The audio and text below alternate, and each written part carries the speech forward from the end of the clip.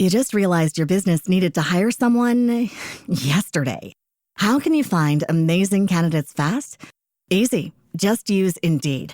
Stop struggling to get your job post seen on other job sites. With Indeed sponsored jobs, your post jumps to the top of the page for your relevant candidates, so you can reach the people you want faster. According to Indeed data, sponsored jobs posted directly on Indeed have 45% more applications than non-sponsored jobs. Don't wait any longer. Speed up your hiring right now with Indeed.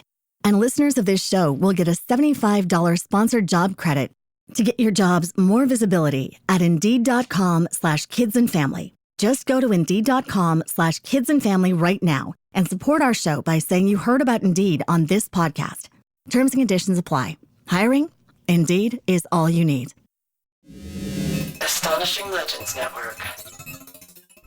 Disclaimer. This episode includes the usual amount of adult language and graphic discussions you've come to expect around here. But in the event it becomes an unusual amount, expect another call from me.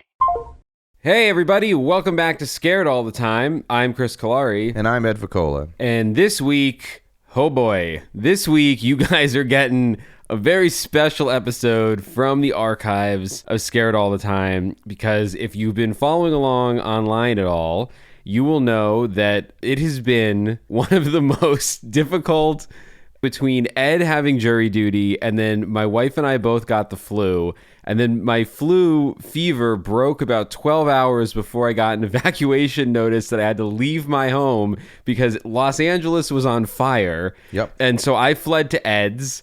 And it has just been, chaos. And now my son is going to be here in a couple of weeks, a son who is not born yet. He will be coming out of his mother in a couple of weeks. So it's crazy town over in Scared All the Time land. And so we are this week presenting to you. Well, Ed, you've been doing the editing work on it. Do you want to describe what this is? Yeah, sure. It's not, luckily, a ton of editing work. We don't have time to make you guys a full episode this week. It just wasn't possible even before we were literally in a ring of fire. So what I've decided to do is take some AMAs we had done on Premium, old AMAs. You're going to hear some of these questions and be like, what the God? Like, I think there's something in here where you don't talk about having a child on the way or anything. Yeah. Oh, yeah. So AMAs, if you're not familiar with Reddit lingo, are Ask Me Anythings, and we technically still offer them as part of our premium package. But I will say, people don't ask enough questions. Yeah, after the first 3 months of AMAs, we got no more AMA questions, so we stopped recording AMAs. We'll figure out, maybe they'll become more popular again, or we'll find a different way to do them. But it's just people asking questions of us, sometimes more personal stuff. I think we did a movie-based episode. You know, it's fun stuff. You guys will enjoy it. And then next week, we should be back to regular episodes. But God forbid any other insane shit happens, we will still find something to post for you guys. We'll just have to figure out what it's going to be. One of our live shows, maybe. An audio version of one of our premium live shows, which we do every month and are, I think, fucking worth the monthly premium subscription just for those. They're very fun. They're fun, yeah. Ed and I get a kick out of it. And, you know, the people who are there, I'd say we get pretty much the same crowd shows up every month. Like, people like it. We're always looking at the numbers to be like, oh shit, are people leaving in the middle of the episode? But people come and stay for the whole 2 hours. People stick around, which we'll see how that translates to an audio only version. I mean, we do a lot of visual stuff, but more importantly, it's a real hangout. Like, we talk with people who are there. It's a fun as shit time. There's a lot of audience interaction, community interaction in those. So hopefully it still kind of plays well for you guys. But yeah, like we said, hopefully it doesn't come to that. And then we'll be back next week with regularly scheduled programming, and we can wait till the next disaster to pull out, an audio only live show. So without further ado, please enjoy some meandering answers to real life questions to hold you over this week, and maybe even learn a little something about your two amazing hosts. You can find chapters for all the questions in this episode's description, which will likely be a little off because of ad stuff that's out of our control. But we're actually going to pop back in like the Crypt Keeper and introduce a few of these segments. So that'll be able to help guide you where you are as well if you get lost. What are we? Scared. When are we? All the time. Join us. Join us. Now it is time for Scared All the Time. Welcome everybody to our first AMA episode. So the way that we are going to do this, I think, is we are just literally going to read your questions out of the AMA question bucket here. Yeah. And we'll see where these answers take us. I'm gonna ask, or I'm gonna read them in order of most upvoted. So it's not up to me. I didn't upvote these, so I assume other fans did. I didn't do shit, dude. No, certainly. I'm like that Tim Robinson thing now. Like, I didn't do shit. I didn't do fucking shit, dude. The first question is coming to us from Hannah. Well, it's a 3-part name, so I guess Hannah JN. And she asks, which cryptids would you most want to run into in the wild? So this one's easy for me. Loch Ness Monster, hands down. I've long had a dream of swimming into Loch Ness and riding Nessie into the sunset. Swimming with Nessie the way one might swim with a dolphin. It would be a dream come true for me. So Loch Ness Monster, top, and really only. I don't really want to run into Bigfoot in the wild. I feel like that would be extremely frightening and dangerous, more so than... I guess it depends how much of a carnivore the Loch Ness Monster is. Mothman, you're probably going to die. You know, I mean, like I would say any Nessie-like being, like Champ in Lake Champlain or Ogopogo, I would be down for that as well. Ed, how about you? I'm trying to find like an adorable one or something that I don't... The jackalope. The jackalope's pretty adorable. That's technically a cryptid? Yeah, jackalopes aren't real. But I've seen them and stuff. Not in real life you haven't. Maybe in like a roadside attraction. Yeah. Okay, so in the wild. So I'm walking around and then they're like also there. Yeah, they're like, blah, behind a bush or something. Well, I don't want to be scared or anything. So I guess...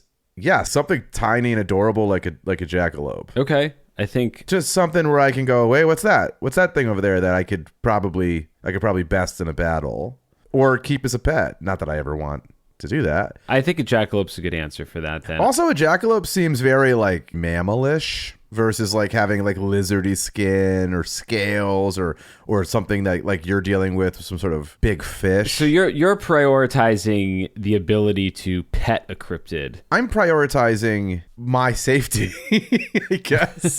Like I don't want to be... Okay. Look, I think I can look into the eyes of Bigfoot and go, we're not too different, you and I.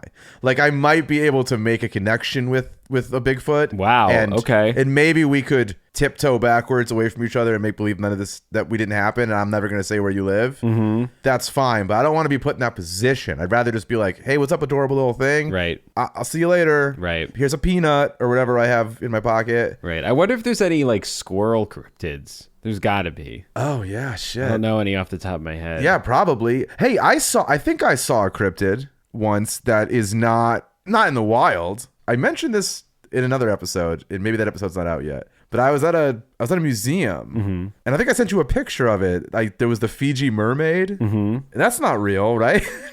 No, the Fiji mermaid is not real, and I don't even know if the Fiji mermaid really counts as a cryptid because I don't think anyone sighted a Fiji mermaid in the wild.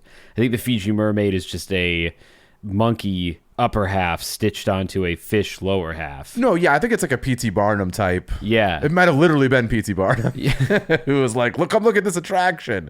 So I saw the Fiji mermaid at Harvard. Hold on. What was the Fiji mermaid doing at Harvard? It was the top of its class in high school, man. I want to tell you. It's a legacy cryptid. Yeah. It's a legacy cryptid. It's a fucking Nepo cryptid. The Fiji mermaid's dad went to Harvard and also ran a weapons company. The Fiji mermaid's dad is responsible for the largest hedge fund in the sea. So they move a lot of shells down there. At Harvard has a natural history museum that, for whatever reason, includes some unnatural history in it. Ooh. Which is that, it's part of, it's there. It's at the Harvard. It's the Peabody Museum of Archaeology and Ethnology. I don't know. Here's my AMA for Ed. What word are you trying to say? Ethnology. Shit, dog. So it is a hard TH. There you go. So it is the Peabody Museum of Archaeology and Ethnology at Harvard. And I went there, and it's got just a bunch of shit in it. It's got dinosaur bones, like proper dinosaur bones, and dinosaur bones that were from because Harvard's old, man. It's older than the country. So it's dinosaur bones where you're like, that should have been given back to somebody you strong-armed to get this. Yeah. Like, there'd be tons of dinosaur bones that were like found in Australia. I'm like, what the fuck are they doing in Cambridge, Massachusetts then? Yeah. Like, why do you have these on display and not the country who should technically Where they were found? take Yeah. claim to that?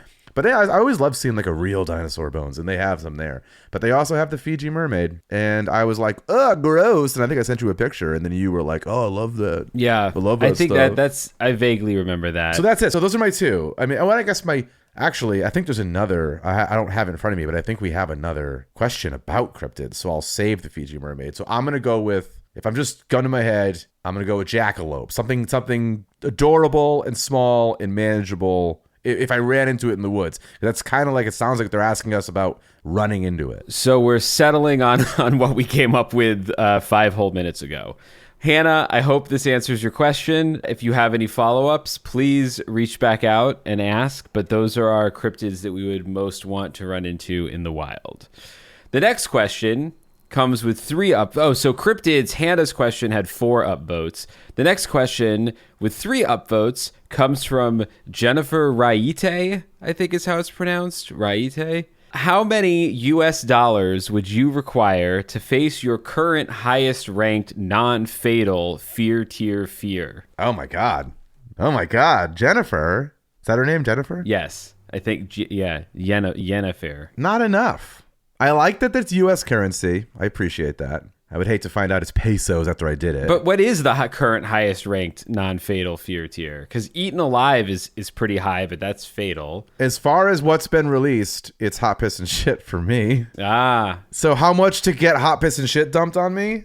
Fuck, man. Every week that number goes lower. every week that work's been pretty light, that number gets lower. But I should make it high enough that I have self-respect. So I should say 1 million bones. There you go. That sounds about right. As someone currently negotiating a contract, I'm learning I have no financial self-respect. So, I would take less.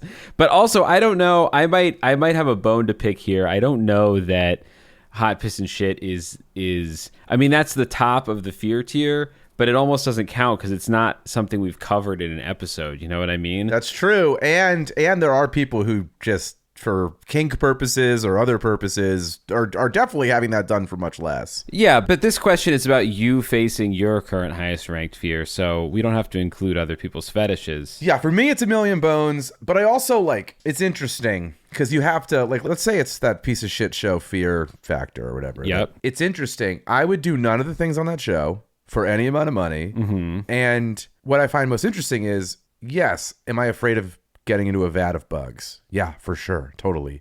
But I guess the number one fear you really have to get over to be on Fear Factor is the fear of being on TV.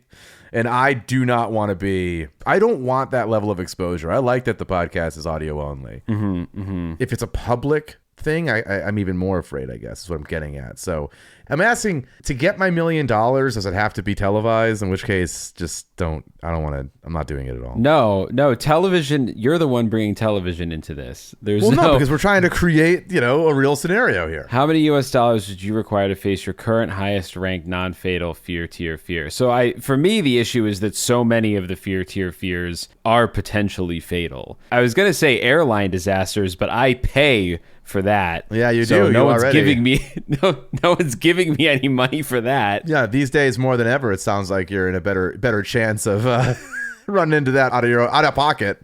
Spontaneous human combustion also isn't very high on the list. I'm trying to think what else is on there. And it can't be manufactured. I think this person needs it to be a fear that can be manufactured because you're going to get money after. I can't do tornadoes or something because I can't know when one's going to be somewhere. That is far too literal, I think, of an interpretation of this question. But I guess I would say, how about this? How about I'll take $500,000 to let a bear nibble on me? What? It'll be being eaten alive would be the highest tier, but it doesn't have to be fatal. Maybe $500,000. There's no way. The thing is that the bear doesn't know. It doesn't know to just do a nibble. You're going to end up getting eaten by a fucking bear, in which case make it 2 million. True. Can you even get a good new arm for $500,000 or whatever the hell it eats off you? True. That's a good question. You want to put that into the price. Like, what's going to cost if it ends up taking my arm? True. So yeah, it's got to be at least like $2 million then, because you got to get a good replacement arm. I was going to raise it, but that's just being greedy. I'll have the hot piss and shit for $1 million. That's fine. But anything else from our episodes? This would be a lot easier if we'd actually built the fear tier. This is what we get in trouble for if we had a list. I know. We gotta actually build a fear tier that we can reference, because it'll make questions like this a lot easier to answer. Yeah, because we're not like being like, what the fuck did we cover? Yeah, but yeah, I do feel like the non-fatal ones are few and far between. Stalking's non-fatal, but I don't think like money. I don't know. It's tough. You know what it is? It's hard to bring a capitalist mentality into the fear tier. It's true. It's not designed to be monetized. Especially since I think we're both people who have zero interest in going on something like Fear Factor and felt like there was a lack of dignity in that to begin with. Should we spin this podcast off into a primetime network television show called Fear Tier that's just like somebody else's version of Fear Factor? Probably. Yeah. I mean, podcasts. I don't know if I would want to be part of it. Not in the sense that I don't want to be a contributing factor to that existing, I guess. In the same way that I don't know how you sleep at night if you fucking EP'd Fear Factor. Probably on a very, very comfortable bed. Yeah, way more comfortable than ours, but I don't like it. It just feels like you have to, there's a level of dignity that you have to remove from people in order to have them lay in bugs to get money. Right. Or like face their fears for money. You know who would have a good answer to this? What the fuck was it? Jerry Springer? What the fuck was the shit where they would bring people out to face their fears on like daytime talk show? And it was like, bring out the olives. I don't know. For that woman who's afraid of olives? I don't remember that at all. You don't know what I'm talking about? No. Should we cover olives on the show? It'll be in the fucking show notes. If we're able to have show notes for this, it'll be in the fucking show notes. It's either Morty or Jerry Springer or somebody where they would bring people on who have these tremendous fears. And there was a woman who I think it's olives. She's super afraid of olives. And he's like, no, it's fine. Come out here. No one has olives. There's no olives out here. And then the lady comes out and she's so fucking terrified, like super distrustful of this whole situation. And then she finally gets her out there and he's like, bring out the olives. And she's like, screaming, going crazy. They're bringing olives. Like everything in her mind was accurate. Like I can't trust these people. Yeah. But I'm like, what a shit thing to do to someone, man. I fucking hate that. That's way worse than Fear Factor, because Fear Factor, you kind of know what you're signing up for. Exactly. What I'm saying is both of those are like bad profiting off of people who are either desperate or genuinely afraid of things. Yeah. Well, this might not be highest. I mean, really, the flaw here in our answer is that we can't remember what our second highest non-fatal fear tier ranking is. Well, I'm pulling them up right now. So here's the episode list. No, I'm looking at the episode list. I don't remember which one is the highest non-fatal on the fear tier. I mean, I would remember if I look at it here. So Bermuda Triangle was low. Alien abduction was the scariest stuff is yet to come, unfortunately, in season 3. So. Theme park accidents, but again, you can't really replicate that. There's a lot of these you can't replicate. So it's weird, right? Because you said a big fear for you is airline disasters, but you can't. But you pay money to potentially be in one. Yeah. Neighbors from Hell sucks, but again, you pay money to live there. Yeah. Abandoned Ghost Towns was a fun episode, but there's nothing. Clowns Lost in Space, Satanic Panic. Oh, you know what? I'd probably go to space for like $100,000. Because I would be afraid to go to space. I have no interest in going to space. I don't want to ever go in the water. And as you know, I think that space is just the ocean. And so I think that would be the lowest amount of US dollars I would do to face my fear. I'd go to space for $100,000. I'd also take the, remember in the amusement parks episode where we talked about the roller coaster that used to have a gap in it, and then they decided to close the roller coaster because it seemed like it might hurt somebody. Yeah, I'd take $100,000 to jump the roller coaster rails when it actually has the gap. Yeah, with the actual gap. Man, I think I would have to raise it up to $500,000 for that, because again, I have to look at what my medical fees are going to be when the thing doesn't work. Right. In this country, you're going to get boned. $100,000 is not going to cover like any of those injuries. Well, I guess I'm assuming that because the way that they talked about it in what I read, it sounded like it was a working thing, but they just determined the risk was too high. So they lost a lot of sandbags, if I recall. They did lose some sandbags. So a lot of good sandbags lost their lives. So yeah, I'm going to go to wrap this question up. I'm going highest amount of money. I would say it'd be $1 million bones for the hot piss and shit and $100,000 to go to space. Okay. And $500,000 to jump a gap. I'll match your $1 million for the hot piss and shit, and I'll match your $100K for space, and I will also maintain that $100K level for the roller coaster gap, just to play a little fast and loose here. Yeah, it's fine. But great question, great question, Jennifer. Sorry we have bungled the answer, but you know what? This is the first AMA. If you're still with us, thanks for sticking around. yeah.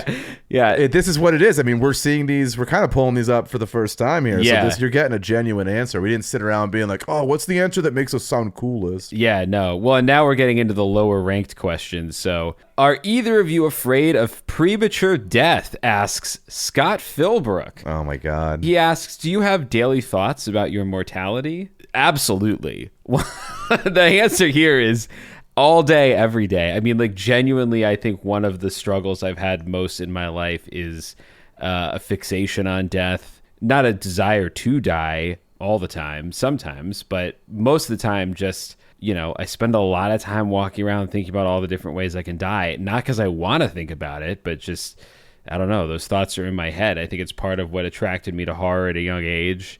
And part of why I write it now is just to kind of get those thoughts out of my head and into something else. But I think I've also kind of come to terms with it. Like, in the past 5, 6, 7 years, I think I've kind of come around. I'm a little less afraid of it, but I definitely still think about it. Wow. I don't think about it ever. That's not true. If I'm driving on the highway and I see some like gnarly crash or I see something on TV, yeah, I'll be like, that could have been me. I'm driving a car. You know, even if it's not my fault, you know, death, to quote Batman Begins, you know, death does not wait for you. Yeah. I mean, when I drive multiple times on any drive anywhere, I'll get this like thought of like, what would it feel like if something just obliterated my car right now? Yeah, I don't have those. Like, what if a truck just... I don't have those kind of intrusive thoughts. Yeah. And I used to be afraid of those thoughts, but now I just sort of like, I don't know. I know that they're just thoughts, and that death will come for me eventually, and I'll take his sweet hand and fade out. Yeah, I don't know. I'd like it to be quick, whatever it is, but yeah. I don't think about it. No, I don't go through life thinking about that stuff. I mean, honestly, it just comes down to like, if I'm thinking about death at all on my own, I'm just thinking about what an inconvenience it is for everyone else. So if there's times like, so I always clean my room. I always make everything really nice before I go on long trips. If I'm going to take plane rides, because it just comes down to like, hey, if this plane goes down, I want to make sure that all my tax documents are well filed away, so that when my parents come to clean up my home, they'll be able to find all the things they need. Oh, that's nice of you. Yeah, in that way I think about death, because I think about what is the inconvenience for other people if I suddenly died. Yeah, you think about it practically. I think about it pretty practically, but I don't think about it, and I'm afraid of dying, but I'm not, it doesn't dictate. Dying specifically doesn't, like, tons of fears dictate my day-to-day life, but dying is not one of them. Interesting. Yeah. But do the fears that dictate your life lead to dying? Like, is it like, are you talking about like emotional more anxiety Yeah. type stuff? Yeah. That will dictate my life. Oh, because just so rarely, you know, I live a pretty good life in the sense that I don't do adventure sports or go to the beach. There's nothing where I'm like, yeah, if I choose this direction, it's maybe death. Like, I'm nowhere even near that door. That door is in like the 30th floor of a building that I'm not even, metaphorical building that I'm not even going, you know, I'll walk by that building. Yeah, I don't take a lot of unnecessary risks. Unnecessary risks, that's not my middle name. Not mine either. All right, well, thank you, Scott. Great question. The next question, with 3 upvotes, asked by Heather H., is titled Frogs, Not the 1972 Movie. Oh, God. Which is a boring film. And the question is, Chris, how did you get into having frogs as pets, and what is involved in being a frog dad? Ed, why you be hating on the frogs like that? Wow, interesting.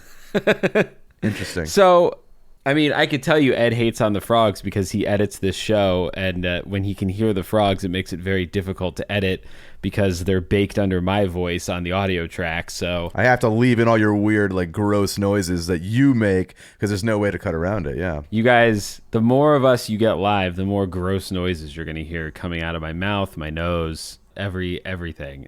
You're gonna get used to it. Actually, I think the more noise, the more non-show related noise you make is that you do bang your glass down a lot. Like you're always drinking goblets of like IPAs or whatever the hell you got over there. I do love liquids. And so so you'll be like, oh, that's a great, let me give the best answer ever. Slam, crazy glass goes down on the table. And if people listening right now are like, I don't ever hear glasses slam. Yeah, because I'm doing a decent job. How did I get into having frogs as pets? And what is involved in being a frog dad? I got into having frogs as pets because in 4th grade, we had to do a report on a Pennsylvania animal. And I picked the tree frog. I had no prior interest in tree frogs. I'd never seen a tree frog, but it was on the list and I thought it sounded cool. So I did that report, and then I loved tree frogs, man. They were like, I still to this day, I think they're such perfectly weird little creatures. Like, there's no tree fish, like there's not a lot of other animals that generally live somewhere else who've adapted to be able to climb. So I just thought they were cool. And then I wanted one as a pet for a long time. And I think in 6th or 7th grade, I got a green tree frog, which is sort of one of the most common American species. They live in the South, and you just feed them crickets. And that was a very easy pet to take care of.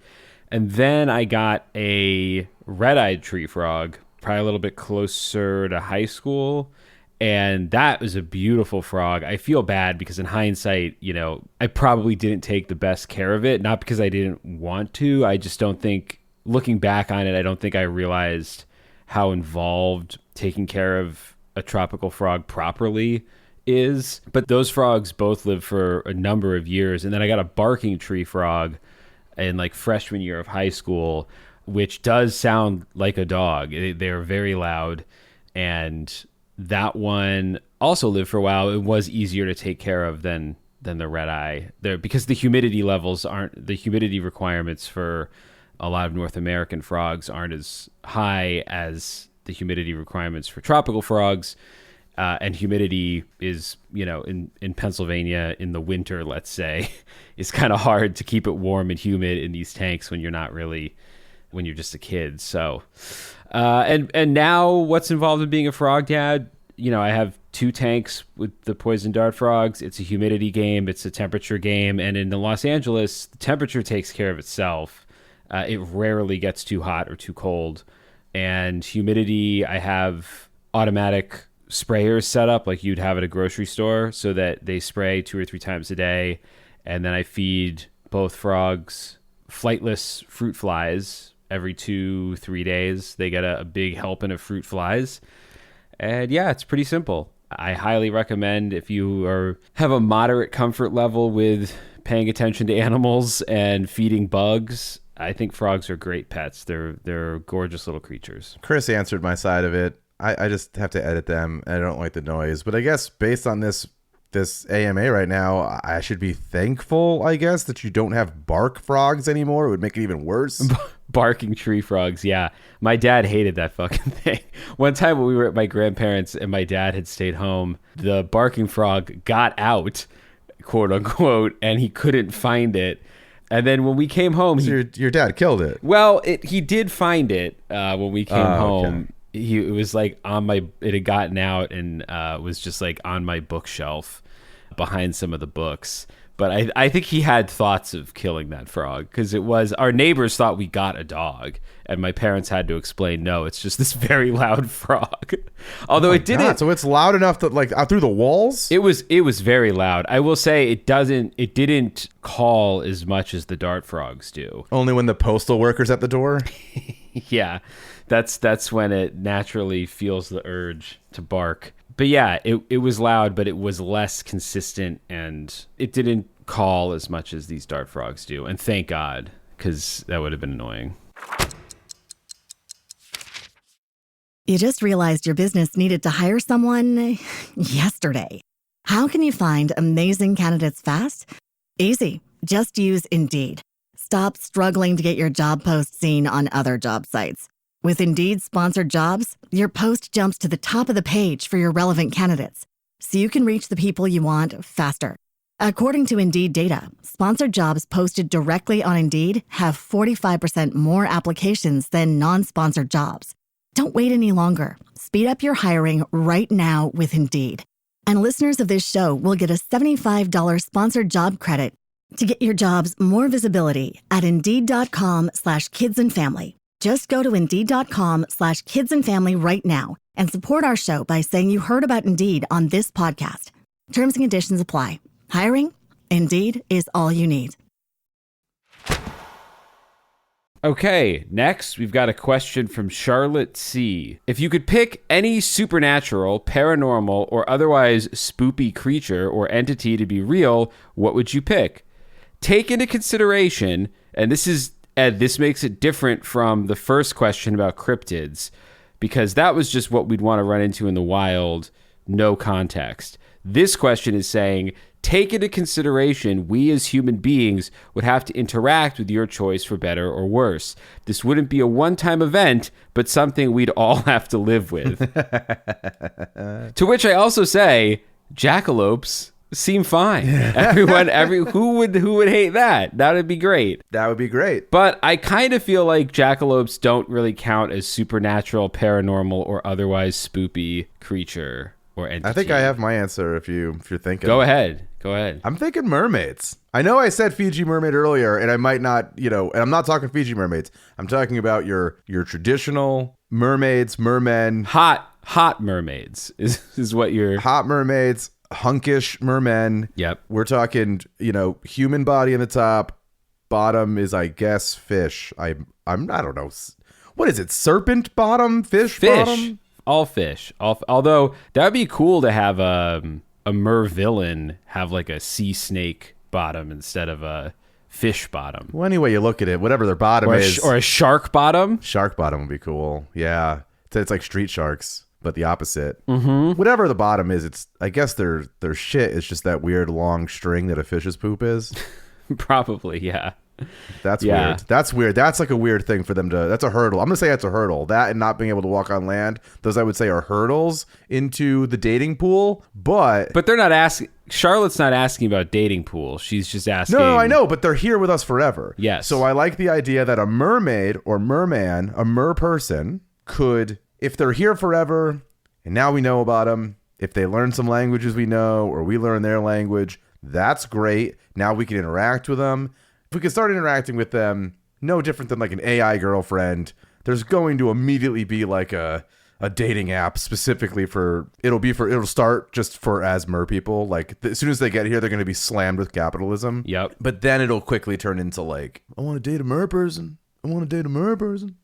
So it's a net positive for humanity to have like a new form of humanity. Yeah, that's not human at all. That's a great way of looking at it. I don't want any human type cryptids or spooky creatures to be real because eventually they're going to compete with me for resources, and I would rather not have to do that in a climate ravaged future. So that's why I like the water people. Yeah, but they're going to run out of water and then start a war to like... Well, I guess they can't come on land, so I guess... Why would they run out of water? If anything, the polar ice caps are melting. They're only getting new water. It's a little colder. That's true. They're getting more water. I was thinking droughts, but droughts are all on land, so... Droughts are all on land. These people...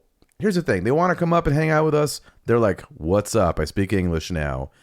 We have so many questions for you. And then they're going to find out that humans are pretty miserable. And then they're going to go, you know what? We're going back to the Mariana Trench. Adios. Yeah. So, and I think if they have a human top half, my hope is that's enough to not have people hunt and eat them. No, if you got like a beastly cryptid all of a sudden showed up, let's say dragons, Jersey Devils, Sasquatches. I mean, they're not human enough to not be like 2 Sasquatch burgers, please. Well, that's true. I've always said if we clone dinosaurs, the first person to do it is going to pay for it so they can eat a T-Rex steak. That's so true. I think that's unicorn steak. It's the most commercial application for that is like, hey, you want to eat a dinosaur? Absolutely. Great. Let's spend billions of dollars to clone them. And you could probably get there pretty quick too. All you have to say is like, food is scarce. because our animals are so small. Yeah. If we just clone some woolly mammoths and dinosaurs, that's more meat per, individual killing. Well, they're close on woolly mammoths. I think the science is there for woolly mammoths, or getting there. It's still kind of an unethical thing. I know a girl who is a taxidermist, and one of the things she sells that's outside of like traditional taxidermy is she bought at auction like a small amount of woolly mammoth hair, like actual, like, I don't know, thawed, fossilized, I don't know how it works, and then like uses that in part of her art or whatever. But so it's like, oh, you can get a necklace or whatever with a woolly mammoth hair in it or something. That's cool. And I don't know if that's really for me, but I do actually find that weirdly cool. Yeah, that's super cool. I mean, yeah, not for me either, but that is pretty sweet. I bought a plesiosaur vertebrae once that I'm pretty sure is just like a cow vertebrae or something, because it was like $60. But then I looked up how much real plesiosaur vertebrae go for, and it's a lot more than $60. So, but speaking of plesiosaur vertebrae, I would love it if the Loch Ness Monster or Champ or Tahoe Tessie or Ogopogo or any sort of lake beast monster was real. I know humans would probably hunt it down very quickly, but in this fantasy world, we are not hunting these things. Well, by virtue of making it real, does that mean we get, like, Nessie? Is it the last of its kind? Is it the only one? breeding population, as there has been for hundreds or thousands or millions of years. If I'm also assuming, I shouldn't say this is a fantasy world. I'm living in a world right now where I want Nessie to be real, where I believe there is a chance Nessie could be real. So if Nessie's real, that means breeding population. So at least a few hundred. Well, in that case, I mean, yeah, it's different, right? Because if you're like, oh, I want to make it real, and now Nessie and just Nessie is real, it's interesting. It'll be in the zoo pretty quickly, or it'll be hunted. But yeah, if we get a bunch of Nessies, then you can have that Jurassic Park thing. It was like, oh, they do run in herds or whatever. Yeah, I mean, I would go for that, or any of the Congolese living dinosaurs would be Mokele Mbembe, Congamato, the pterosaur that they think that some people have reported living deep in the jungles of the Congo. Is that a small dinosaur? It's like a giant bat-sized pterosaur. So not Is like... a pterosaur mean it flies? Yes. Well, technically, pterosaurs aren't dinosaurs. They are flying reptiles that lived alongside the dinosaurs. I feel like we don't need to put wings on stuff. We don't need to snap into existence more shit with wings. That's all I'm getting at. Have you ever seen the like Prehistoric Planet or any of the newer dinosaur shows that have portrayed those giant... What the fuck are they called? The giant pterosaurs. They're basically like the size of a giraffe with a massive beak and wings. They're terrifying. Yeah, I've only watched a few of those things, and I can't stop laughing. It's just because it's one thing if you're watching Planet Earth or something, and there's video of, a snow leopard, and then you got David Attenborough being like, here's a snow leopard. It's, pretty shy. But when it eats, it goes here, and then you see it do that, Mm-hmm. And so we have like real knowledge of how that shit works. But then you watch those dinosaur documentaries, and it's all CG, and they're like, here they are, the Balapodopoulos soar.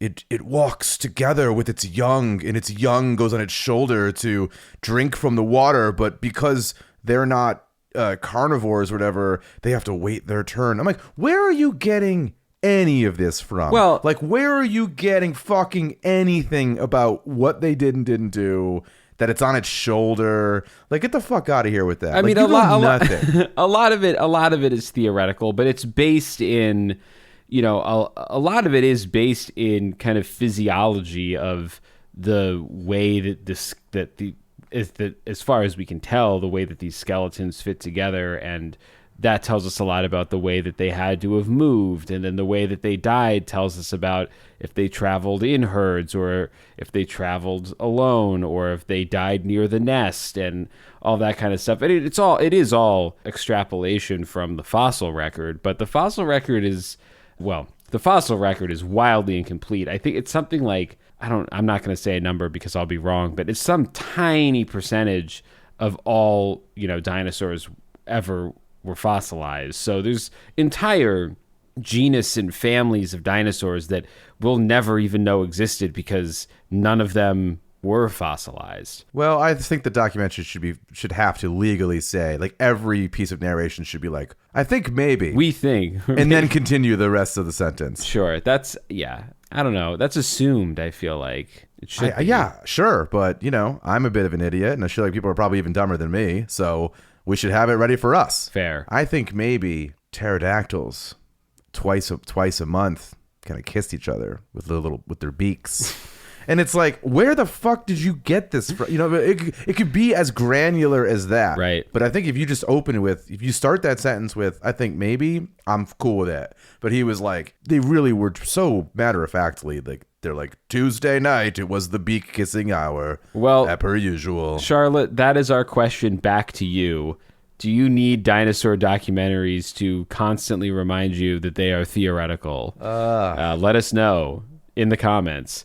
All right. Thank you, Charlotte. Great question. I love how many questions we're getting about cryptids and stuff, because I could talk about cryptids all day. Which is wacky, because we don't really cover cryptids that much. So this is don't. This is people projecting. They're projecting onto us. But that's why we're getting questions about them, because we're not afraid of them, so they're not on the show, except the Galukagoo. Anyone who listened to Abandoned Towns. Galukagoo. I have to make that pin at some point, but probably get in trouble for it. Should get in trouble for it, probably. Next question, a good question, although this is a multi-part question from Michael S.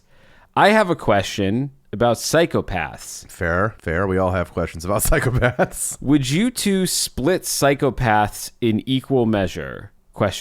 What does that mean? Like, are we bifurcating psychopaths? Yeah, that makes us sound like psychopaths. We're like, yeah, absolutely. Yeah, for real. We'll cut them right in half. Here's what I'm going to do. I'm going to read this whole thing, and then we can break the question down further if need be. Okay, so this is what Michael asks. Would you two split psychopaths in equal measure, both existential and physical? Because there is equal opportunity for both a physical encounter on an everyday and day-to-day basis.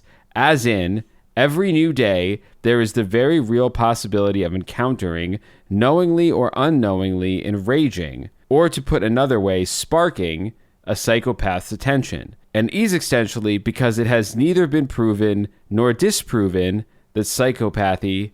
I don't know. You said existentially. Who fucking knows? So existentially, psychopathy. Both existential and physical. Meaning that through no fault of your doing, psychopathy could potentially be passed along to yourself or your child unwittingly. Okay, sounds like Kevin here.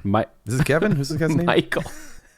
Oh, Kevin. I said Kevin. Who's I said Kevin? Kevin because where I was going with it is Yeah, I'm trying to understand the core of the question here. I think the core question is, hey, do you think when we're walking around 20, 30, 40 people are going to walk by us any given, couple city blocks?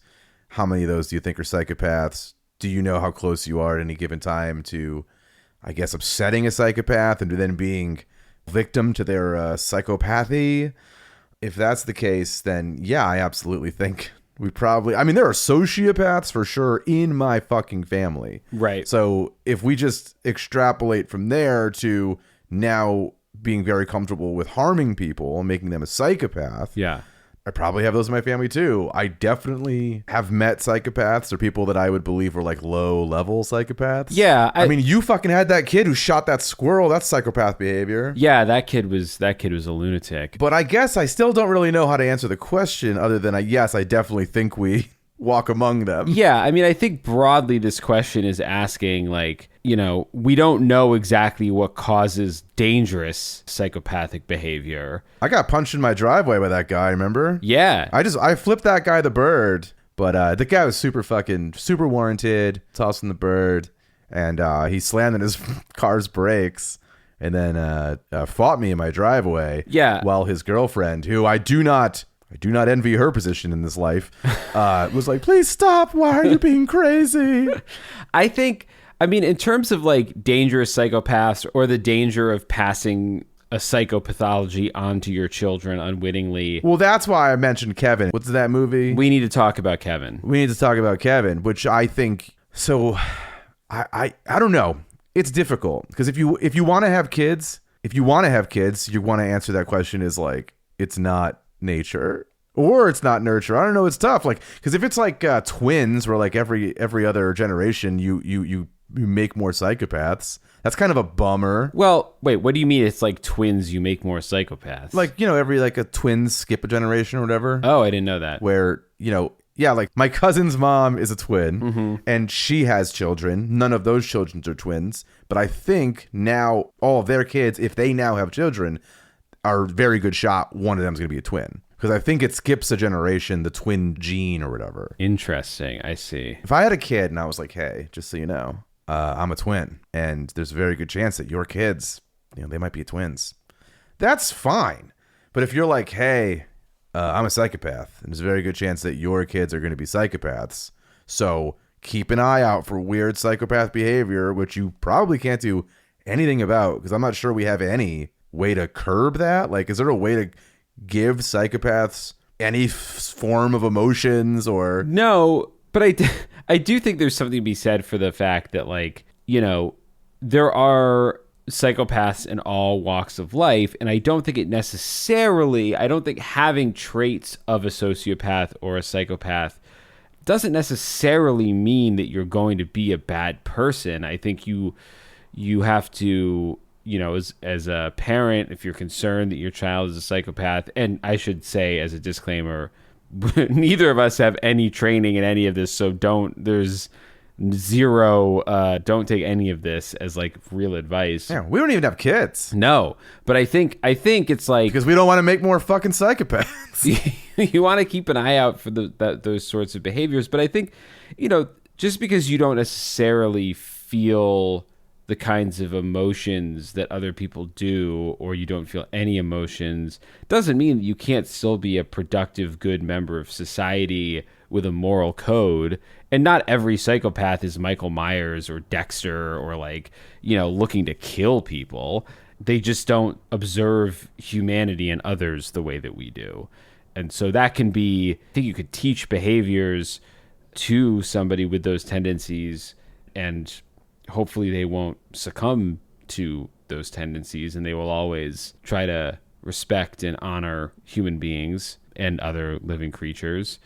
But yeah, I mean, and generally I'm not too worried about sparking a psychopath's attention, if that's the question here. Unless that psychopath can hire us. Yeah, we work in Hollywood. We're surrounded by psychopaths. Yeah, well, psychopaths and sociopaths, I mean, whether you're watching fucking American Psycho or whatever, like, they're usually super successful because they lack that element of remorse, empathy, and guilt.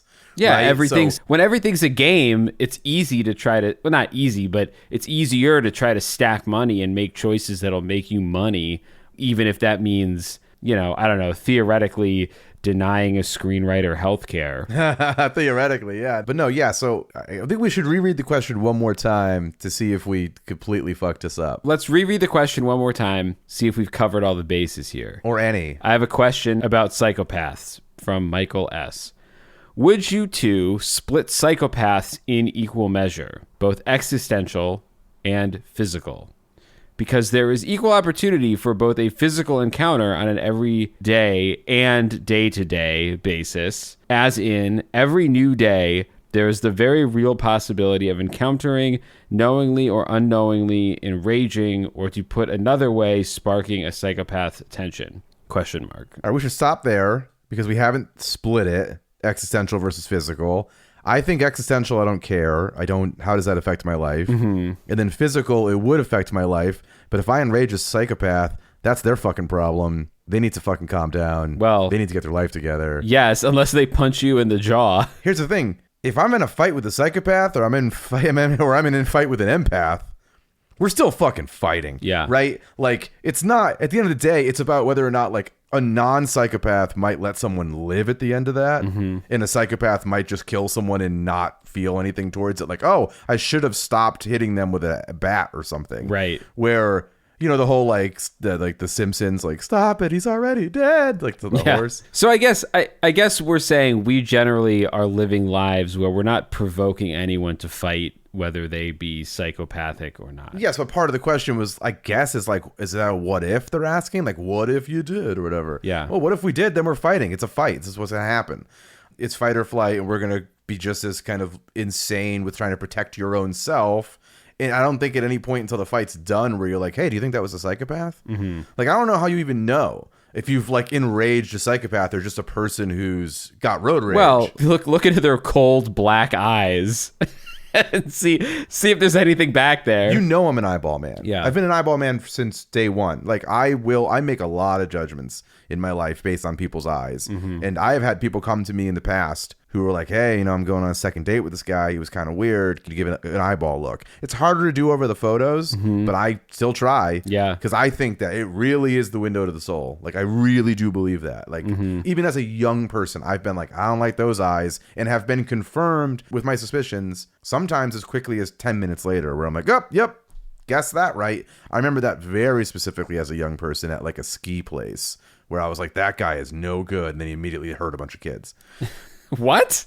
Like a guy like working there. I'm not gonna get into it. Okay, but like all right. I'm saying is like, I not only do I have great eyeball taste, like I'm really good at figuring it out. I've been confirmed in so many cases in my life. Yet I continue to date sociopaths and psychopaths. Physically, we are not afraid. I don't give a shit because I'm fighting you no matter what. not really all that afraid. Yeah. Existentially, it's because it has neither been proven nor disproven that psychopathy is genetic, meaning that through no fault of your doing, psychopathy could potentially be passed along to yourself or your child unwittingly. Well, if it was passed on to either of us, it happened a long time ago. I don't think it did. I don't think you're a psychopath, and I don't think I'm a psychopath. I don't think I've shown any tendencies for that. No. Though existentially of like, it is an interesting question because it is like somebody shoots up a school, somebody's getting a phone call. These days, it's usually that parent's already been shot before they went to the school, but it is like somebody's getting a phone call. It's somebody's nephew, somebody's niece, somebody's kid. They didn't manifest from thin air. So you have to, I imagine, and I talked about this earlier, but you have to, I imagine, as a parent, be like, what did I do wrong?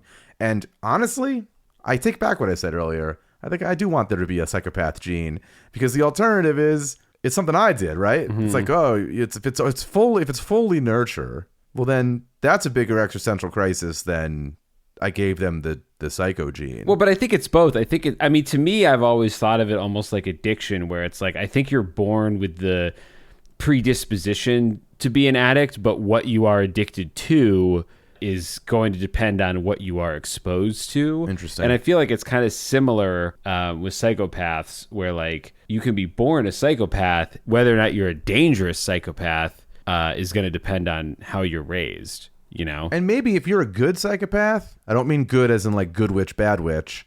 I mean like if you're good at passing as not a psychopath, you're doing the like Bateman American Psycho. I'm practicing my smile in the mirror. I'm, doing everything. I'm watching movies. I'm trying to blend in as a person with emotions. I imagine if you're a psychopath or a sociopath, there's a fair amount of your life where you're acting to not seem insane. Mm-hmm. But I can't confirm or, not confirm that. Yeah. Me either. Okay, according to this thing I just pulled up, and I've done no research into it, 1% of the general population they say are psychopaths, and 4% of the general population they say are sociopaths. I don't know if they mean the population of the world or if they mean the gen pop of a prison. No, I think they mean the general population of the world. Well, there's no way they could know that. There's no way they can know that. This is bullshit. Well, and that's low because I think there's probably a higher percentage of psychopaths and sociopaths who are not going to talk about it or let you in on that or whatever. Well, forget it. Well, I will say this is a good batch of first questions because they were all difficult, weirdly. Yeah. And the last one was like really difficult. Did we have good answers for any of these? No, these are all bad answers. We'll do better in the future. We'll do better, guys. I do think it's fun to not look at them really until we open them. Yeah, but I also think that's a detriment. Like, because we could have had like really thoughtful, really well thought out, really good. But isn't that psychopath behavior to like open the questions and then like pretend that we've never looked at them before? Yeah, I don't know. But even if I did know, I don't think I have time to answer. I still have to edit. I still have to pack more stuff, ship more stuff out. I still have all that stuff to do before I head out. Oh, yeah, that's right. You got to hit the road. Yeah, that is correct. I mean, by the time people hear this, I'll already be on the road. But yeah, we're definitely cutting it pretty close. For the next one of these, I won't be as compressed for time. And we'll definitely be able to get in more questions next month for sure. So if we didn't get to your question this month, it'll be at the top of the lineup next month when we're back here trying to be better at this. So these are all really great questions. Thank you guys so much for participating in the inaugural AMA. I think we set a very low bar to clear for next time. Not with the questions, with the answers. Well, I don't always believe this, and this is not how I normally think, but this is a situation where I do believe it can only get better. It can only get better. Like, normally my brain is like, well, it can always get worse, but no, in this case, I think we kind of can't do any worse than our first attempt at this, so it can only get better. You just realized your business needed to hire someone yesterday. How can you find amazing candidates fast? Easy. Just use Indeed. Stop struggling to get your job post seen on other job sites. With Indeed sponsored jobs, your post jumps to the top of the page for your relevant candidates, so you can reach the people you want faster. According to Indeed data, sponsored jobs posted directly on Indeed have 45% more applications than non-sponsored jobs. Don't wait any longer. Speed up your hiring right now with Indeed. And listeners of this show will get a $75 sponsored job credit to get your jobs more visibility at Indeed.com/kidsandfamily. Just go to Indeed.com/kidsandfamily right now and support our show by saying you heard about Indeed on this podcast. Terms and conditions apply. Hiring? Indeed is all you need.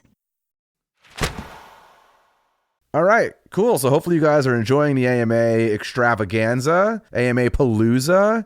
That was the first batch that we ever received. How do you think that went, Chris? I think that went okay. I mean, when we said people could ask us anything, I thought we might get some more insane questions, but I think that was a pretty good spread of questions about frogs versus questions about fears, the things that people really want to know. Yeah. They really want to know about the frogs, because the frogs are actually going to come up again in the next segment. So yeah, like right now. Right now. So without further ado, let's go to the original AMA 2, starting now.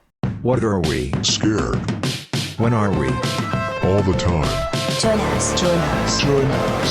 Now it is time for Scared all the time. Hey everybody, welcome to our second AMA episode. Before we get started, I guess we'll just say we'll try to make the AMAs a little easier to the cues. Yeah. Because we haven't gotten a whole bunch of cues.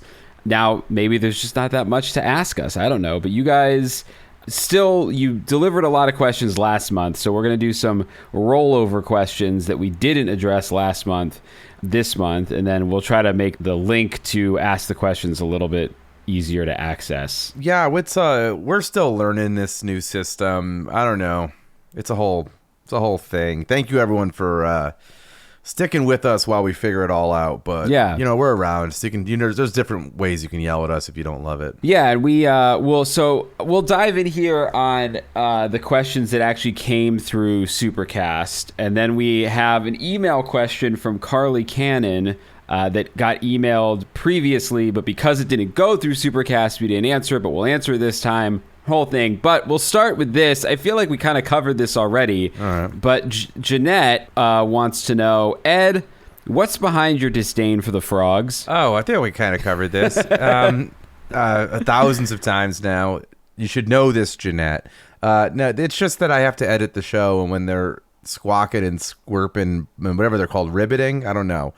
When they're doing, it sounds like electrical interference, whatever their body's doing back there. It just makes it difficult to isolate the audio in a way that I feel comfortable working. You may have heard the effects of unisolated audio in Buried Alive Part 1, where you get to hear how we echo a bunch and all that crap. That's what happens when we don't have isolated audio. Yeah, so it's just an audio issue. It's not an animal issue. It's not a Ed hates creatures great and small issue. It's just a sound thing. Related, I was on a very important phone call the other day for my writing work, and my frogs were screaming, and I wasn't thinking about it. I was on this big group call, and somebody was like, what is that? Are we getting, does anybody else hear that, like, that shrieking noise? And I was like, oh, sorry. Yeah, because it really does sound like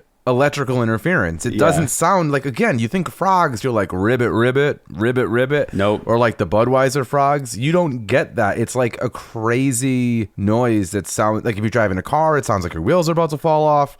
If you're editing the show, it sounds like, I don't know, some sort of electrical interference. It's a hazardous noise. We want you to be able to listen to the show in the car and not be worrying about what's happening to your wheels. And if your wheels are making that noise and about to fall off, you really should pull over. So I took apart a car today. I took apart a car before we got started today. But that's for, you can ask me that question. You can say, Ed, what did you do with the car today? And we'll answer that next month.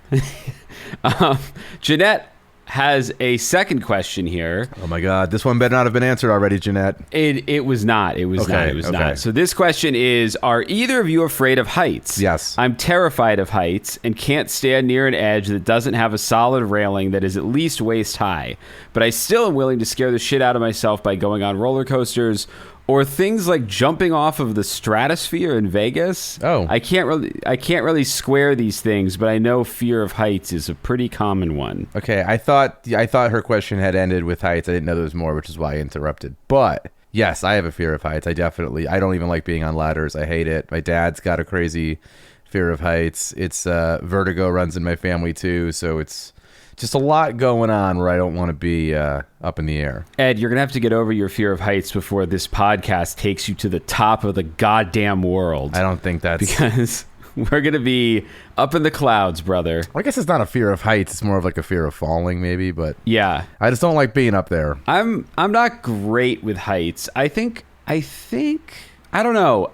A little bit, I think I have sort of a death drive. Like, yeah, that's pretty established on the show. You're constantly, every third thought is like, what if I threw my body into the ceiling fan? Yeah, I mean, I remember going to Niagara Falls as a teenager and standing on the edge, one of the like observation decks, and being like, I could just jump, and not in like a aggressively suicidal way, but just in that sort of like the voice in the back of my head going, just do it.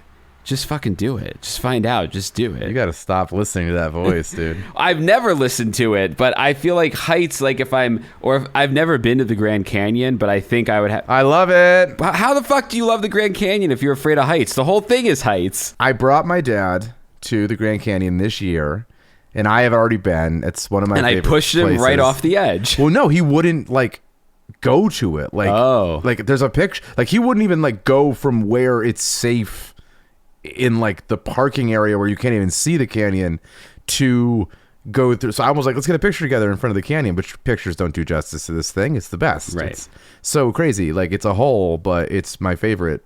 It's your favorite hole? I was going to say my favorite hole. I stopped myself. I knew there was too many jokes with Hey, come Ed, off of we that. just got a new user question. What's your favorite hole? I have to wait till next month. If it wasn't in this submitted already, they got to wait for. I'll answer my favorite hole, but next month. But I do love the Grand Canyon, and my dad wouldn't go near it, so I had to go do it all myself down there. I don't know. It's almost, I'm not like on the edge or anything. I'm just looking out into it. It's not Wile E. Coyote. I haven't like run off. I'm nowhere near where I would fall in. Do you understand? Yeah. I still stand back, but I just love it. I fucking love it. I think the last tall building I was on was the World Trade Center. I have a good photo of me up there. Great. Yeah. Any particular day you were there, or? Nope. It would have been pre-2001. Okay. I was just going to say, fear of heights is pretty common, and it's one that I've wrestled with how to research, because I would love to do an episode of the show about fear of heights, because it is, I think, probably one of the more common fears. But it's a weird one because the fear isn't particularly... it doesn't lend itself well to like an episode stories and research, it's like, what is heights? How high are heights?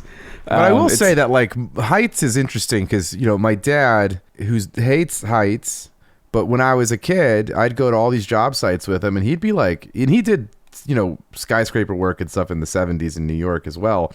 But like less so in Connecticut where I grew up. But I'd be like, how are you up in these catwalks and shit, like at the top of this old crap? And he's like, well, they pay me. And so there is an interest. So it's like I get paid to do that. Like if I has to get done, I have to be up there.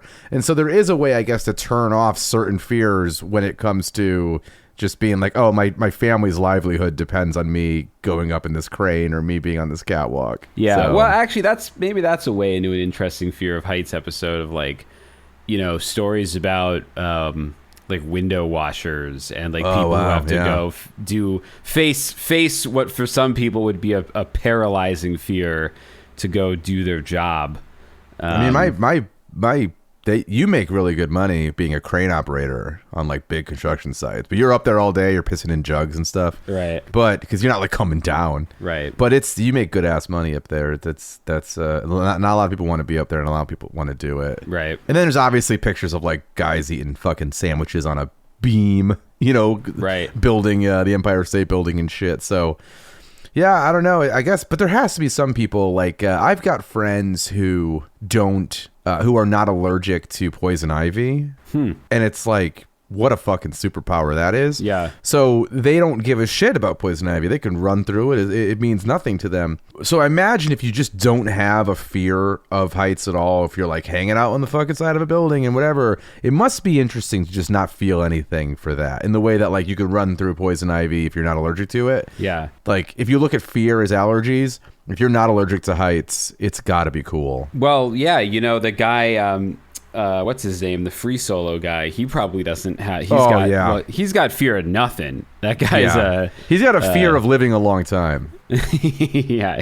He just wants it to be over with. Have you ever jumped out of a plane? No, I did. I jumped out of a plane with Keto. Oof. How was it? The video was not great. I wish I had lost a little bit more weight before being on that video, but it was fine. It was surprisingly fine, because really it's about that guy getting over his fear of heights, not me, right? I'm strapped to him. Yeah. But then I got unbelievably sick when the parachute was pulled, because you go from like 100 whatever miles an hour to fucking 5 miles an hour in an instant. Right. And then my shitty inner ear issues that I have, it was just like, hey, how about you're just going to feel like fucking nauseous the rest of the day. Did you go tandem with Keto, or was you each were tied to someone separate? We were both tandem with a stranger. Okay. And you know how I'm always talking? So I was like also talking up there, and the guy's like, you need to stop. It's just all of your spit is flying into my face. Yeah. You're not podcasting, Ed. You're falling out of a plane. Yeah, that was also surprisingly not scary. It wasn't like the fear of heights kind of, again, disappeared because we had a deposit down. And so it's the fear of height is something you can cancel out with like, well, I can't break these plans. Money. Yeah, money. That is the fear factor. Yeah. All right. Well, so hopefully that answers your question, Jeanette. Yeah, we are both afraid of heights. But I've been able to push through it a few times. Yeah. These next two are actually like weirdly kind of related, and they're from two different people. Should we hook them up? Yeah. Meet cute Casey and Sean. Oh, hell yeah. So I'm going to say this. I'll say both of the questions, and then maybe we can figure out which order. Until their wedding? And we could, we'll answer it when we officiate your wedding, Sean and Casey. But I'll read both the questions, and then we can figure out what order we want to answer them in, because they do kind of overlap. So, okay. Casey asks, what spooky/creepy place would you refuse to enter? Also, if you had to spend the night in a spooky, creepy place, where would you? And then Sean asks, would you guys ever cover a paranormal/haunted place and visit it to do an episode of your experiences there?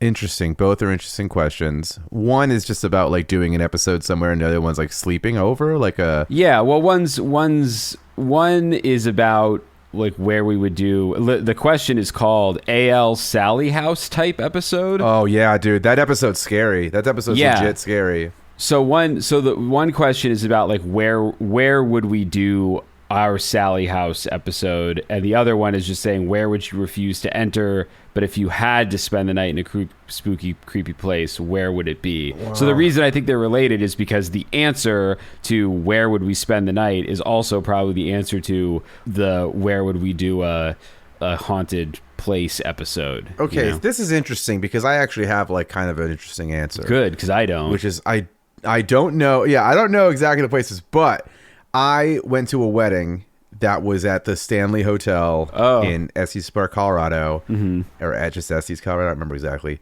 Either way, I remember I had a shortness of breath. I was super up in the clouds there, and I was hammered.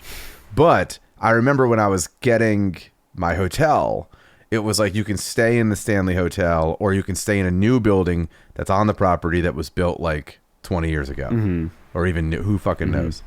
And I remember specifically choosing that I did not want to stay in the original Stanley Hotel. But for listeners who don't know, the Stanley Hotel is the inspiration for The Shining. It is where Stephen King was staying and was snowed in there and was alone in the hotel. And that was the inspiration for why he wrote The Shining. And so the movie The Shining is not shot at the Stanley Hotel, but it's all inspired by it. And it's apparently just covered in ghosts and all that shit. So that said, I specifically chose that I did not want to sleep in the old place. I wanted to sleep in the new place where I'm not going to be harassed by the dead all night. Yeah. Yeah, exactly. So in that sense, I'm not great with this kind of stuff. But I guess if I had to choose a place, I guess maybe something like the Stanley Hotel or something where it's like I won't be alone, you know? Where it's like, oh, send me to the most haunted room, but I don't want to be like alone in a haunted house. At least at the hotel, the Stanley Hotel, there's other people who are checked in and stuff. True. So that I find to be a little bit more comforting and a little bit more of like dipping my toe into the paranormal versus like, hey, come to the Amityville Horror House and spend the night alone, or go to like a abandoned sanitarium and spend the night alone. Like, no, fuck off. Yeah. You gotta pay me.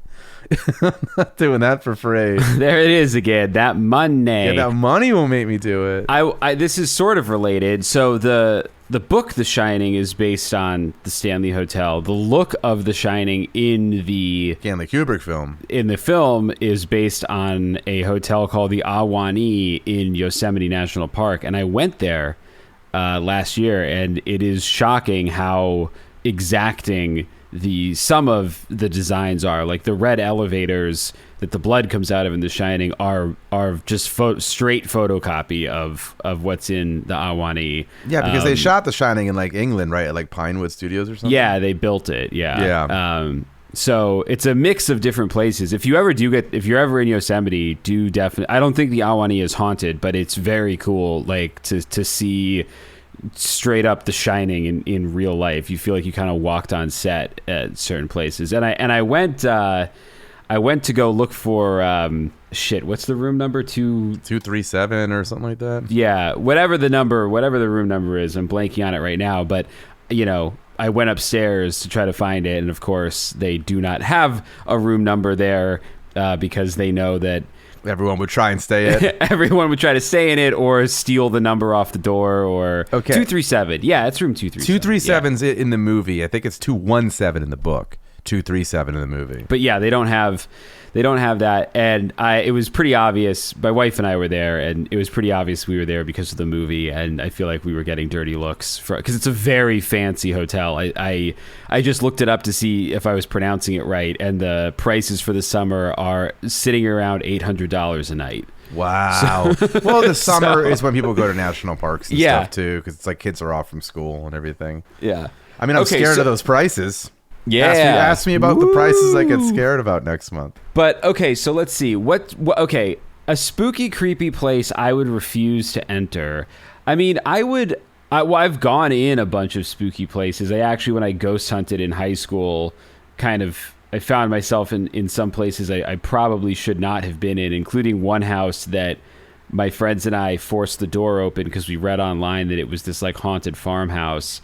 And then we heard footsteps. Oh, no. And my first thought was, oh, it's a ghost. And then one of my friends was like, someone lives here.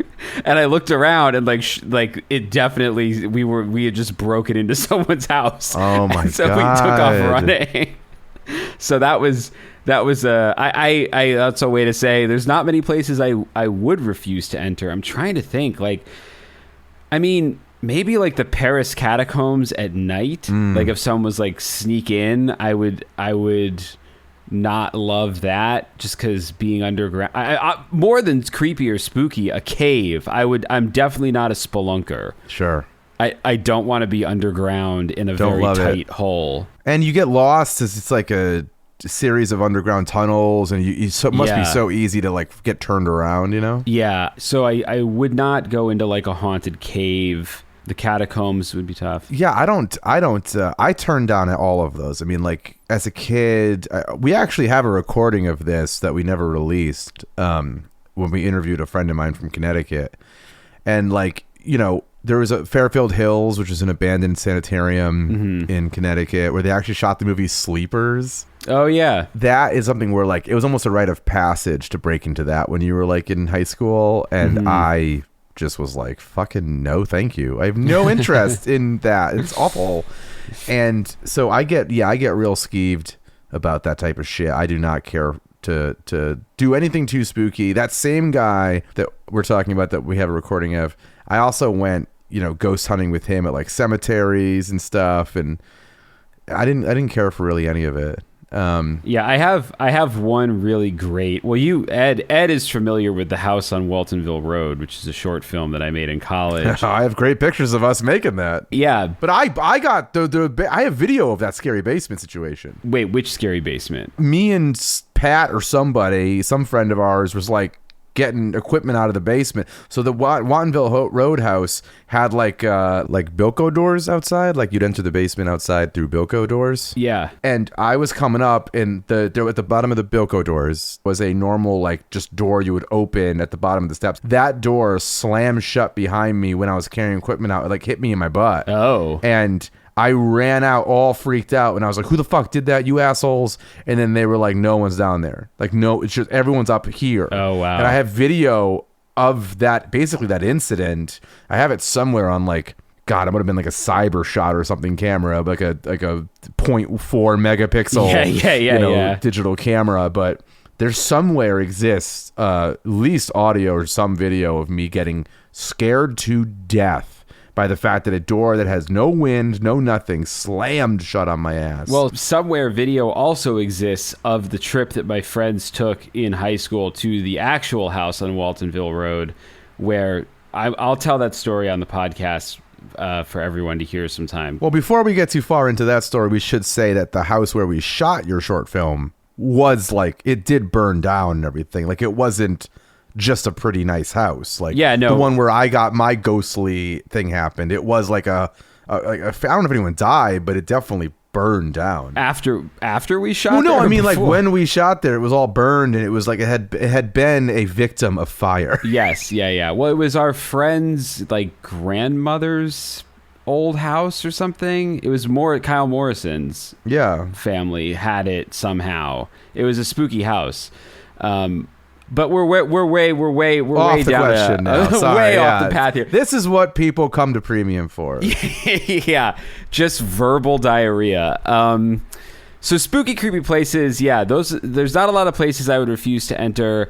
But then the where would we go and where would we stay and where would we do a paranormal haunted place? I have two answers to that, I guess.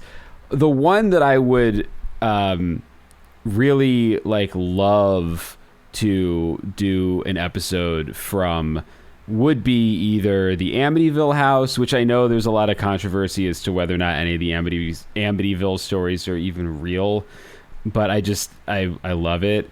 But I think even more so, I would just love, maybe we could make this like a contest for the fans or something, but I would love, I bet somewhere out there is like a local haunted house that just doesn't have like a good enough story to have made it on Ghost Hunters or something.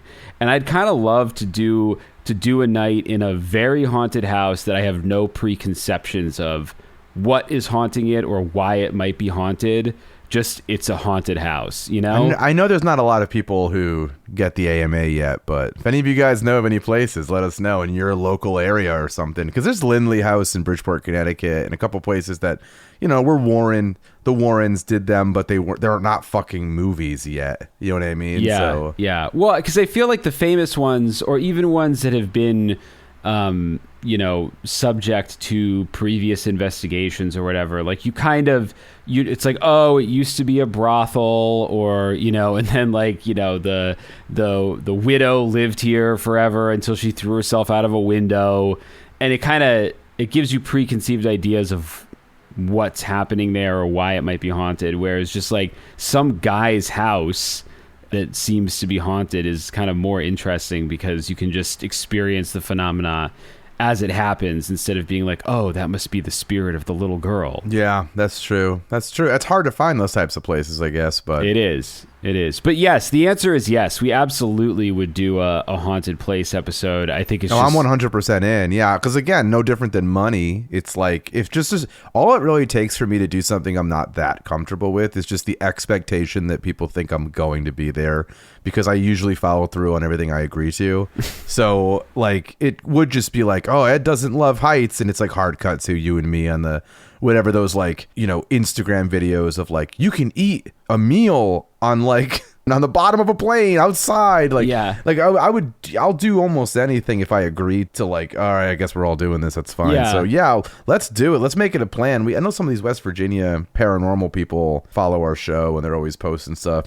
Maybe we can do a thing with them. Well, yeah, we'll hook up with some people in Ohio and see at Monster Fest. We'll meet some ghost hunters too. Oh my God. So many people that we're going to meet there definitely do way more paranormal shit than us. Since recording this, Chris and Ed have gone to Monster Fest and did a quick ghost hunt with the West Virginians. It went well, and more to come on that in the future. Yeah. Well, because I think that's one of the things that's tricky for us is we're 3 seasons into this. We're just kind of feeling comfortable making a podcast. Yeah. And then like doing an overnight haunted location show is like, it's kind of the dream. It's just there's a whole other level of, you know, just red tape around the legality of where you are and then bringing equipment in and what kind of equipment. And it becomes a whole production very quickly that I feel like we're not, or even beyond haunted stuff, just like if we did a Bigfoot investigation or a lake monster hunt, or I'd love to do all that stuff eventually, but it requires some infrastructure that I feel like we don't quite have our hands around yet. Yeah, we'll ask everybody there. I know Micah Hanks said we can come down to where he is and do something. Oh, yeah, that'd be great. All right. Well, so we beat that question to death. So oh my God. Yeah, sorry everyone. Casey and Sean, congrats on being married, and we'll move on. Let's see. Okay, so here's the question that Carly emailed that I forgot to answer last week. Carly, I'm sorry. It was we ended up just going through the questions in the AMA bucket, and I forgot that you'd emailed this one. So, but if you listen to the show enough, you know how bad we are at emails to begin with. So yeah, truly. But okay, so this one we're gonna do 2 Carly questions because the first one doesn't. Well, you'll see in a minute. It's sort of, we just answered it with our last episode. So Carly's question last month was, some of your topics would benefit from a female perspective. Topics like stalking or deep water have unique girl fears. For example, the deep end of the pool is scary for a girl with long hair because it could get caught in the drain and cause drowning. Not a fear most guys would have. Do you have any plans on having a female guest on for some of these topics in the future? So, yes, we just had Anna Akana, who was our first female guest. Who had 0 female perspectives into being buried alive, but was always good to have her. It's not our first female guest. We've had Let's Get Haunted on, who are both... We only have female guests except for our friends. Well, I guess... Well, okay. I mean, Anna's our friend, but... Anna's our friend. Let's Get Haunted, I guess I thought of as like a crossover episode, not like a guest, because we did theirs and they did ours. That's true. But... yeah, I mean, we're going to have more women on. Our friend Maggie, at some point, we're going to get on. She's awesome. And that's all the girls we know. So No, we actually, both of us have like a fairly large female friend group. So yeah, probably why the ladies love our show so much. We're safe. I don't know if we'll necessarily always have them lined up with like something that has a specifically girl-associated fear. But we should. It's a smart idea. We should. Well, stalking was one. They weren't on the show, but when we started researching and writing stalking, we were writing it on a writer's retreat with 4 women, I think. Yeah. So none of them were on the show, but we did have a big dinner discussion one night about stalking and listened to the stories that they had. And I mean, one of them was on the show, actually. But... yeah, true. So that was Carly's first question, but since we answered it. But then Carly sent an email a couple weeks later, and she said, "Hello there. Hi, Carly. I made this list while listening to the AMA and the first episode of season 3. So now you can do an entire episode of Carly's questions. And 100% being a ginger makes you require more anesthetic than other people because we are technically mutants because of our MC1R gene. We also have a much higher tolerance to pain than most people, but our weakness is the sun. Yes, we are part of the X-Men sunglasses emoji. Carly, welcome to the ginger army that we're in support of here. Yeah. Hey, was there a question in there? Well, no, she sent. So that was the intro to the questions. Now there's 7 questions under there. Now we're not going to do all 7 of these. We can't just make it Carly up. You have to get to a higher tier maybe to be a full Carly episode. Yeah. We'll Carly, we'll set up a specific tier just for you so we can do the rest of these. But I figured we'll do at least the top question here because it's very relevant coming up. Will there be behind-the-scenes videos available from the boys at Monster Fest? Oh, shit. Yeah, thanks for giving me more work to do, Carly. There will be content. I'm not sure exactly what form it's going to take because of Ed's workload and just general our availability during the fest and everything that's going to be going on, but we'll be doing something. So look out for that. Well, and speaking here, we'll end on this. Speaking of more work for Ed, question 5 on Carly's list. I think this is something that we've been asked a couple of times, not on the AMA, but we'll answer it here.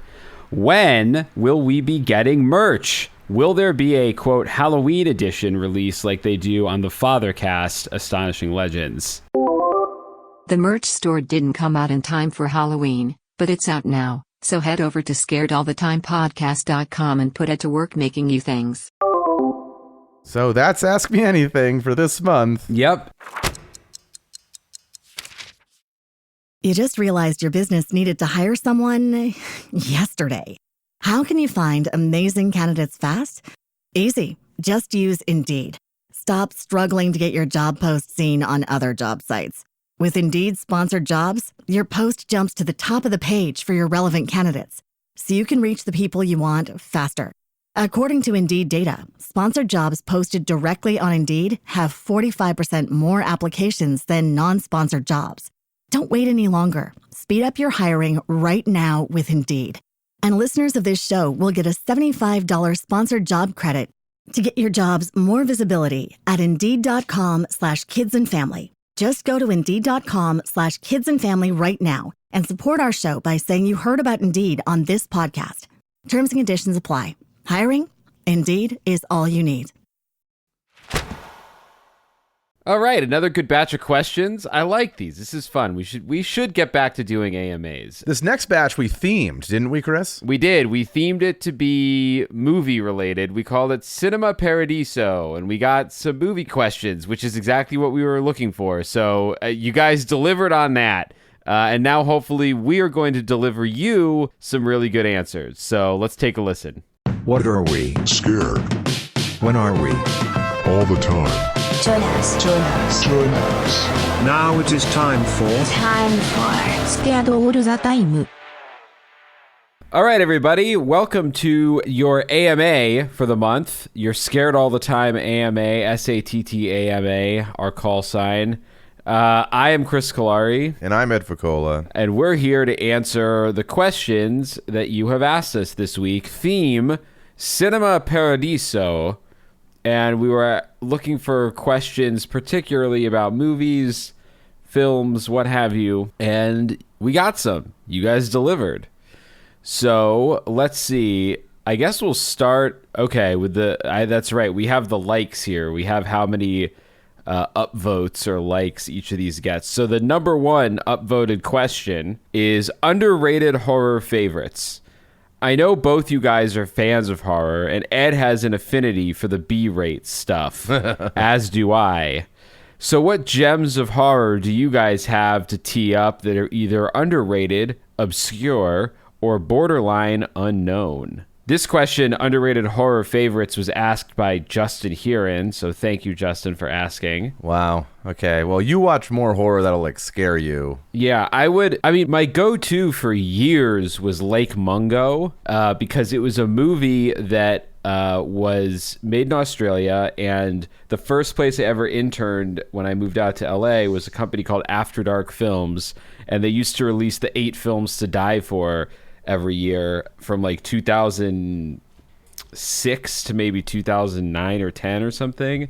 And they would buy 8 horror movies out of film festivals every year and release them nationwide on the same weekend. And the idea was they would try to do basically like a horror festival in your town, because it was all these movies one after the other all weekend. Anyway, they didn't last very long because most of the movies they bought were pretty bad. And I think they were buying some bottom of the barrel stuff. But when I got there, they had just passed on Paranormal Activity, as had everyone else in town. And then they did buy this found footage movie, Lake Mungo, which is more in the mold of a fake documentary than a found footage movie. There's a little bit of found footage in it, but it's more of just almost like a Ghost Watch, that British TV special from the 90s. Sure. It's more documentary style, and it is not jump and boo at you scary, but it really, really gets under your skin. That used to be my go-to answer, but now I feel like Lake Mungo is actually starting to,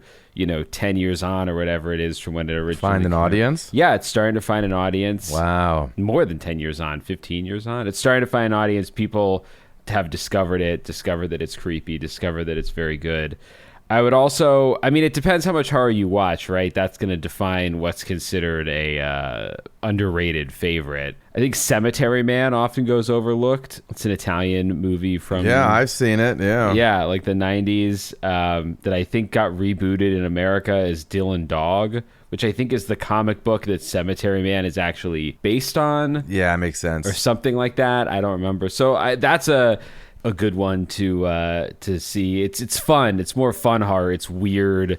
If you like your horror serious, it's definitely not for you, but it's a bizarre one. What else, Ed?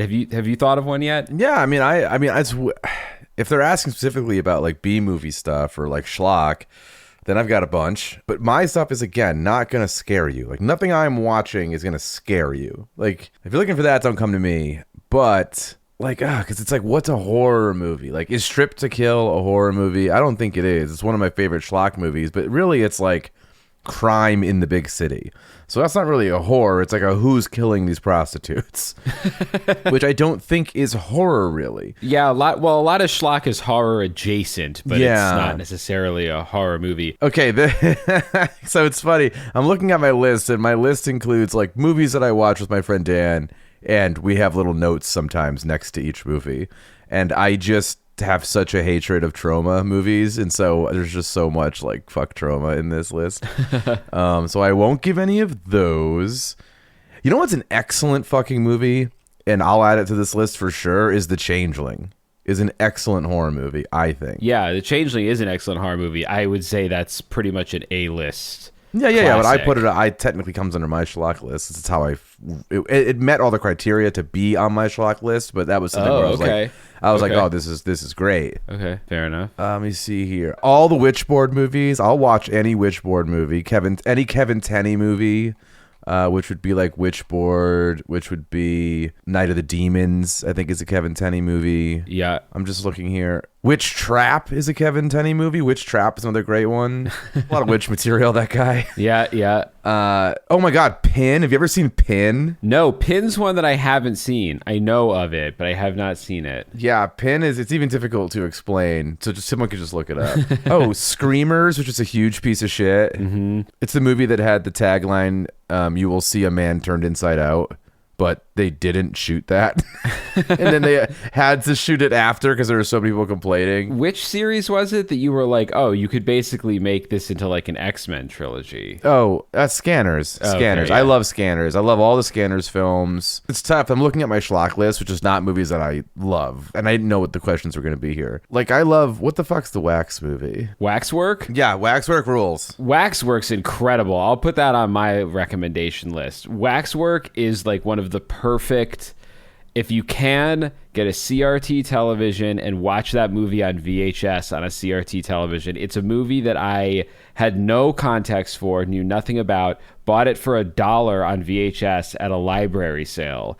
And it's exactly the kind of movie that you hope it is. So many of those, like Ed was just talking about the movie where they say that you'll see a man turned inside out, but they never even shot a man get turned inside out. Waxwork's like the opposite of that, where the poster, I guess, promises some crazy stuff, but then you actually watch it and it delivers.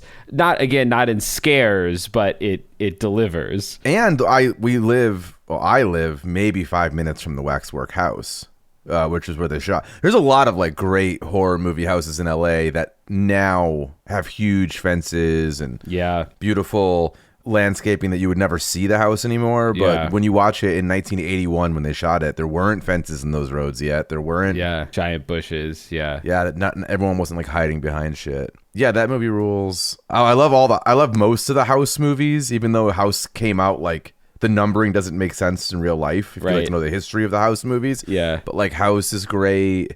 Oh, Neon Maniacs is an awesome movie. Neon Maniacs fucks. Yeah, Neon Maniacs fucks, but like Neon Maniacs is absolutely a movie that like wasn't finished. I think it was actually 2 separate movies they tried to combine to like hit 80 minutes.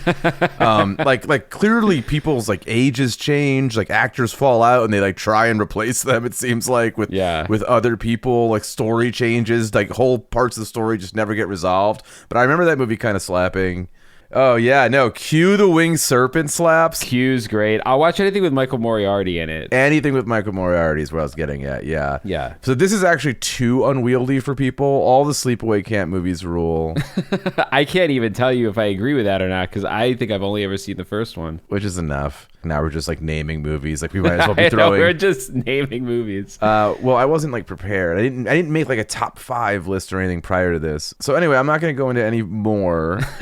I mean, The Gate. Oh, The Gate. I don't know love if The Gate is considered obscure or unknown. Again, that's one of those, like, it depends how much horror you watch. You know, if you just go see, what's out in theaters, you may not have heard of The Gate. If you grew up when we did, you may have. But The Gate's amazing. There's some practical effects and like stop motion stuff in The Gate. There's a shot where a guy, like a zombie, comes out of a wall and then he falls down, and when he hits the ground, he instantly turns into like, I don't know, like 30 or 40 different like miniature little goblins. No, they're great. And the effect is so well done. I mean, like you can tell that it's stop motion and everything, but the actual like mechanics of how clean it is just like, it's a movie from like the very late 80s, very early 90s, and it's right on the cusp of CG wasn't there yet, but it was the kind of the pinnacle of practical effects that this like sub Goonies level movie could get, just really incredible visual effects that you just don't see anymore. No, it's a really great movie. So we'll move on from this. Although I would like to give 1 or 2 readings of my notes from some of these movies. One is, I guess, a horror movie called The Strangeness. And my note... Never seen it. Don't worry, I wouldn't suggest you do, because my note was, unwatchable. Steer people away from this cave movie. Okay. So that would have been good to know for the cave stuff. Did you see The Terror Within? No, I don't think so. So The Terror Within... My note for 1989's The Terror Within was... Gargoyles are the greatest threat humanity's ever faced. They're entirely too strong. The only thing stronger is their sex drive.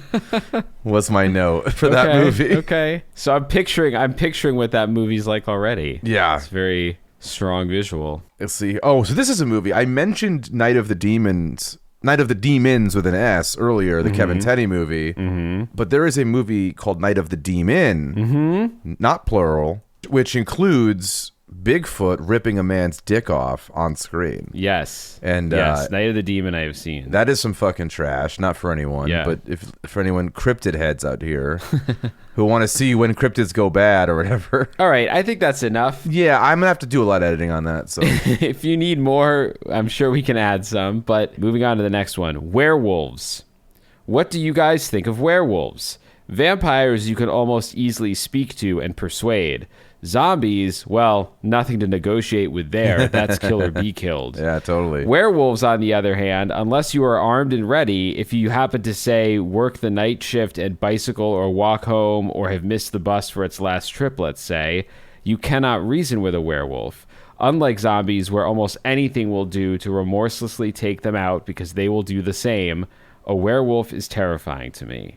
The one supernatural I would shit myself to encounter. What about you guys? Vampires, zombies, or werewolves? Asked by Michael Smith. Thank you, Michael. Great question. The question is, which one are we least excited to... Yeah, which one are we most scared to encounter? I'm afraid of like befriending a vampire and then being let down when they reveal to me that they're a vampire. And it was all a ruse to eat me. So it's more the betrayal than... It's more, yeah, the betrayal really bothers me there. Mm-hmm. Werewolf, same thing. Best of friends until the full moon. And then it's like, oh no. And it's tough. Like, I guess I'm most afraid of zombies because, yeah, there's no negotiating with a zombie. But it's also kind of like, I don't know. If they're not running zombies, if they're just like classic Night of the Living Dead zombies, I can probably deal with that. So yeah, werewolves are super strong too. Werewolves have like ape strength. And they don't remember what they're doing. And silver's hard to get your hands on these days. Mm-hmm. So I can make a stake. I can put up a board over my window. So I got a stake for vampires. I got a board I can put up over my window for zombies.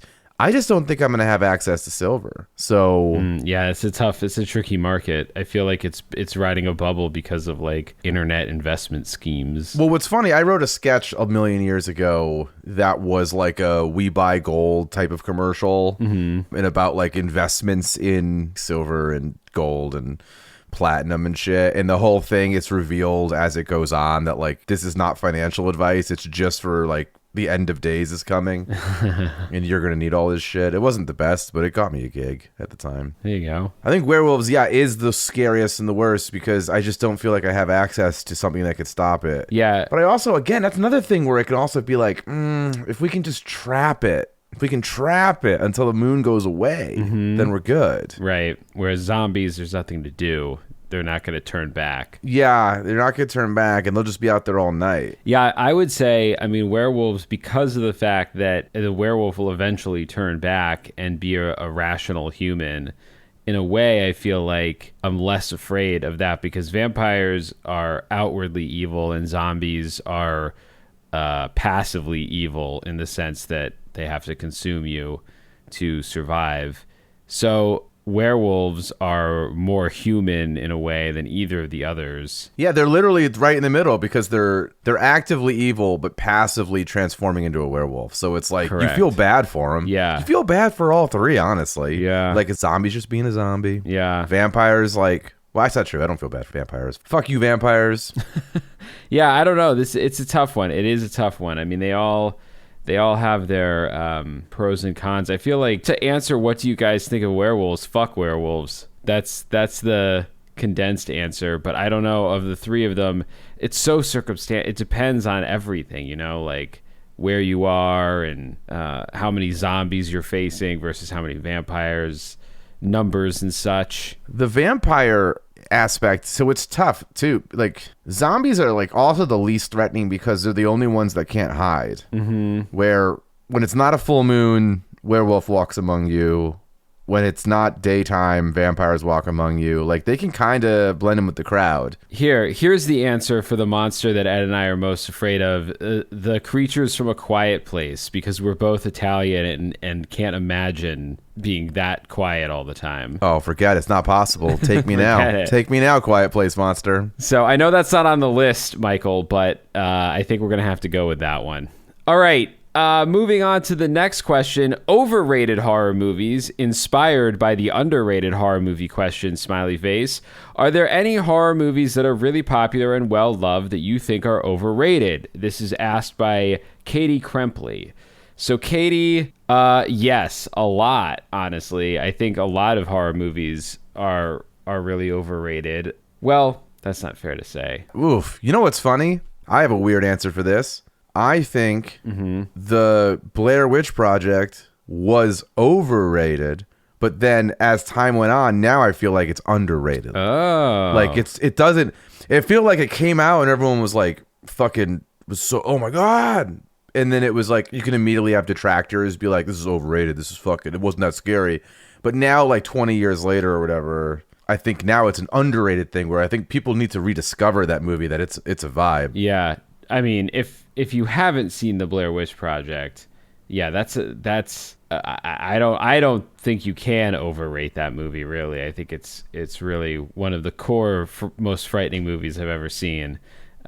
People's mileage varies on that, but for me, yeah, I can't consider it overrated because I think it's just so fucking good. Yeah, and I think the reason they've never been able to figure out a good sequel to it is because it's just so singular. Yeah, it was really. You can't recapture. That's one of those I'm glad I was there when, you know. It was a real getting old, but that's a movie that, like, holy shit, the ephemeral aspects of that movie, in the sense that, like, you needed to be there, you needed to feel the vibe in the world, you needed to not have the internet be very present. Yeah, like you needed to not have social media. Yeah, for that movie to hit the way it fucking hit. And I was in like 6th grade when it came out, I think, and I had access to the internet, but I don't know if we had a very good internet connection at my house. But I was just at the age where I was pretty sure it wasn't real, but then I was also like thought maybe it kind of was, because they put the documentaries out on Sci-Fi Channel,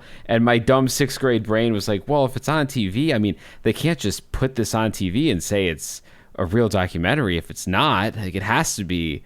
Or the TV people wouldn't air it. Yeah. No, you didn't know. So I was like really fell under the spell of that movie. But that's not answering the question. The question this is underrated. No, this is overrated. This is overrated horror movies, and I can't. Anything you say, you're going to upset a friend. I know. That's the thing. I have 2 on the very tip of my tongue, but I can't say it. Shit. Well, I'll say something. I'll say something. So I don't watch a lot of real horror movies, so... Oh, you know what's fucking overrated? I can't say that one. I'm trying to think of what's overrated. This is like the hardest question they could have possibly... Underrated, there's so many that we would go to bat for. Yeah. Oh, you know what's an overrated movie? Is this horror? What? I did not like The Norseman. I liked The Norseman. I think it's overrated.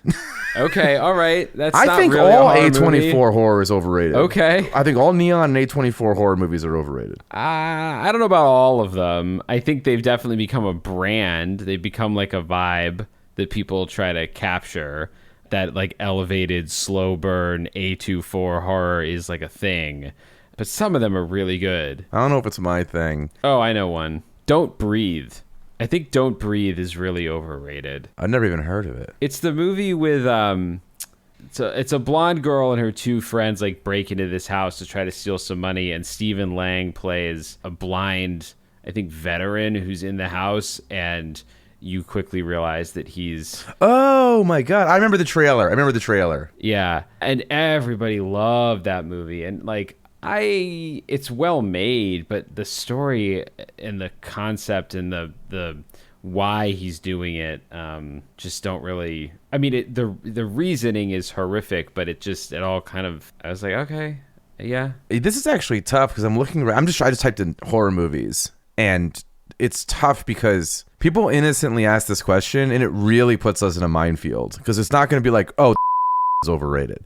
We can't say that. Yeah. You know what I mean? That was like, one of the ones that came to mind. Yeah, but the thing is, we personally can't say that. So I know. Like, I want to say any movie. We're just gonna have to say, like, we have to bow out. Well, no, we're not gonna have to bow out. I would say one of my answers to this question is that I think a lot of overrated movies for me are overrated movies in different franchises, where like there's some people who really, really love Friday the 13th Part 5.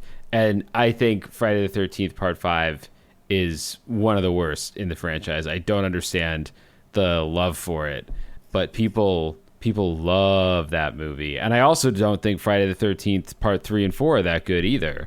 I'm a big Part 6 guy. And I feel the same way in other franchises too. Like, okay, here's one that's almost verboten to admit.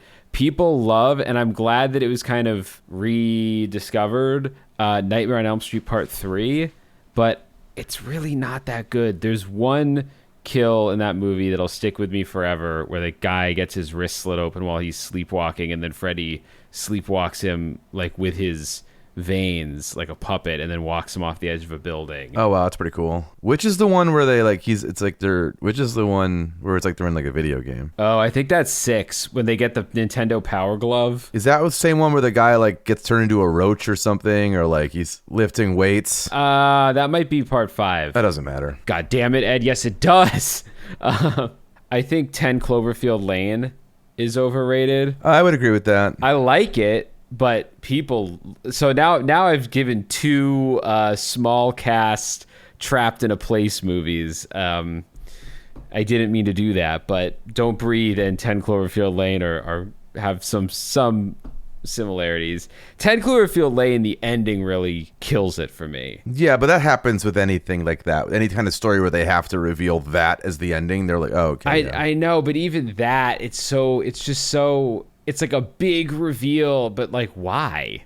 It doesn't impact the movie at all, or what it's trying to get across, or like, because the parts about that movie that work are the study of the 3 people trapped below ground, and one guy says that the world's ended and the other 2 don't believe him.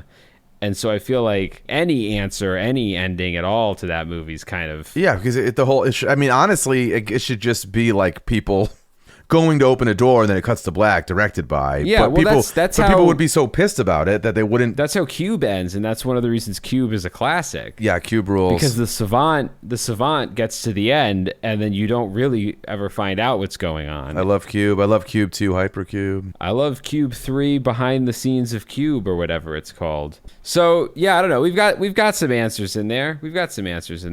Well, the next two questions are the same, and we kind of answered it already. Well, I guess not really. The question headline is favorite horror movie or genre, and then it says, I'm a sucker for those stupid and silly B horror movies. Sometimes you can find a totally ridiculous one on Prime. You absolutely can. Prime and Tubi. Tubi has a lot. Yeah, we bought a box of garbage films for 50 cents. Yeah. We got to fill this platform with stuff. Amazon's got tons. I go to Amazon for a lot. Yeah, I feel like Tubi programs from yard sales sometimes. They're just like, what do you got? But it makes it kind of a close... Well, what's the question? Autumn Falls is asking our favorite horror movie or genre, and I think she's saying hers is, I'm a sucker for those stupid, silly horror B movies. Sometimes you can find a totally ridiculous one on Prime. Yeah, like 976 Evil 2. Yeah, exactly. Or Deathbed, The Bed That Eats. Yeah, but the thing is about me is, so if anyone would like to know what my criteria is, I don't like anything made bad on purpose. Right. So I'll watch hundreds and hundreds of schlock movies, but it can't be Birdemic. It can't be, most shit from Trauma. Like, I want someone to like have tried to make a good movie and failed. Which some would say that is The Room, but I just can't sit through that shit. So what makes Trauma more interesting, though, is that Trauma movies are Lloyd Kaufman being too afraid of failure to even try to make a good movie, and so making bad movies and implicitly failing because he never even tries to make a movie that takes itself seriously. Because that guy is really fucking smart. And he writes about movies sometimes and talks about movies, and he clearly knows what he's doing. And I think he's just so afraid he'll make a bad movie that he'll only ever make goofy ones, so that you can't say, oh, that was bad, because that's the whole point. Well, my favorite genre of horror movies is horror movies that aren't too scary. Ed likes horror movies for babies. That's his favorite horror movie genre. I like Return to Salem's Lot is excellent movie. Like, it's a lot of fun. It's got fun stuff. All right. Well, I'll give a real answer, since your answer is weak horror movies. I like weak horror movies, yeah. I love slasher movies. I think the slasher, especially as sort of like a Jungian figure, is really underrated. And I think they're due a resurgence. Like, we've had enough zombies. We have zombie, everything. With zombies standing in for every imaginable metaphor. And I think the slasher, there's a lot that a slasher can stand in for. So love slasher movies. And particularly slasher movies that are masked man slasher movies, probably because my love for all horror was kind of started with Halloween.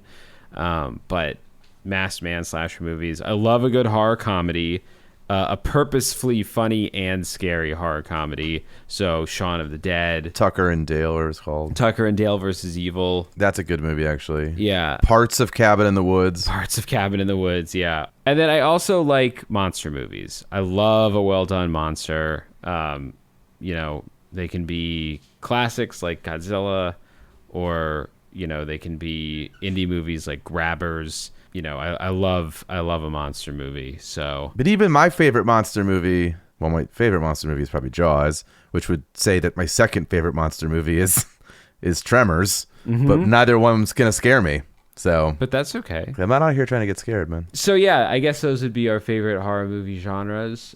All right, last question from Shane Johnson: what horror won't you watch? Any horror genres or series you guys will not watch, and why? Have you ever started watching something and walked out on it or couldn't finish it? Oh, I have. Absolutely have. I have a pretty nice list of movies that I walk out in the first 15 minutes of, which I'm not going to go through right now. I have a rule that I will never walk out on a movie because I believe every movie has something to teach you, and every movie has something that you can take away from it, whether it's a visual or a joke or a moment. So I always watch every movie. Now, you're not doing what I'm doing. You're not doing 295 schlock movies in the last couple of years. No, I'm not doing that. My rule is, and this isn't going to happen in a theater or anything, but when it comes to watching schlock, my friend Dan and I, who do the movies together, our rule is, it's the 15-minute rule. We have up to 15 minutes to turn the movie off. But if we do, we have to watch whatever we put on next to the very fucking end. So we very rarely invoke that rule because we get so worried that the next movie might be worse, and then we're stuck with it. Right. But we've done it a couple times. The thing I won't watch, I don't like body horror. I don't like the Cronenberg stuff that much. Like Society's a type movie, but then it gets into all that stuff that it's known for, and I'm like, I'm gonna throw up.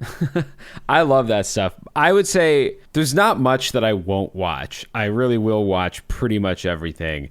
I had like an extreme horror phase up through college. I even wrote a college paper on Japanese extreme horror, like the Guinea Pig series and Mermaid in a Manhole, and stuff that's barely even a movie. It's just more of, an effects show reel. So I would say, like, the older I get, the less I find extreme horror appealing, just because there's a lot of, like, gore is fine. I don't mind gore. And I don't even mind mean gore or mean movies, but I just can't.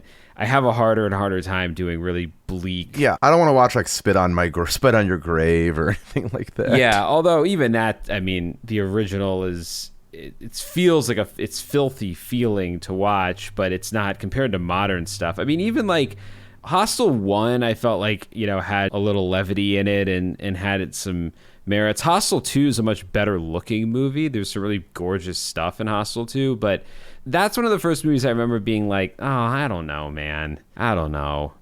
And also the more that I've directed horror and the more that I've found that it's hard to go there on set with an actor or an actress. Even in the YouTube show that we did, which was a pretty, for the most part, PG-13, except for the episode that I did, there's a part where a girl dies and she's supposed to have kind of a drawn-out karmic death, like Tales from the Crypt style.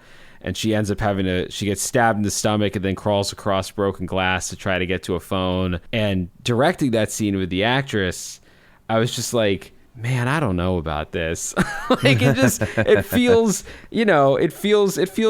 It feels, and it is disturbing and sad and weird. And like, I sort of like the cringe you get when you watch it, but even the making it is just like, Yeah, and in every movie we're mentioning, there wasn't such a thing as like an intimacy coordinator or any kind of person to help with this stuff. Yeah, I don't like body horror. I don't like anything with like sexual violence at all, really. Yeah. So yeah, I would say something like The Strangers is really brutal, but I'll watch that every once in a while just because it's so well made that it totally even though it's a real nightmare bummer. Well, The Strangers is tough for me. I mean, I actually thought it was a good movie, but The Strangers is tough because it's well beyond. The chances of Michael Myers showing up is exactly 0, but the chances of home invasion happening that could be happening while we record this. Yeah. Like, to us. Yeah.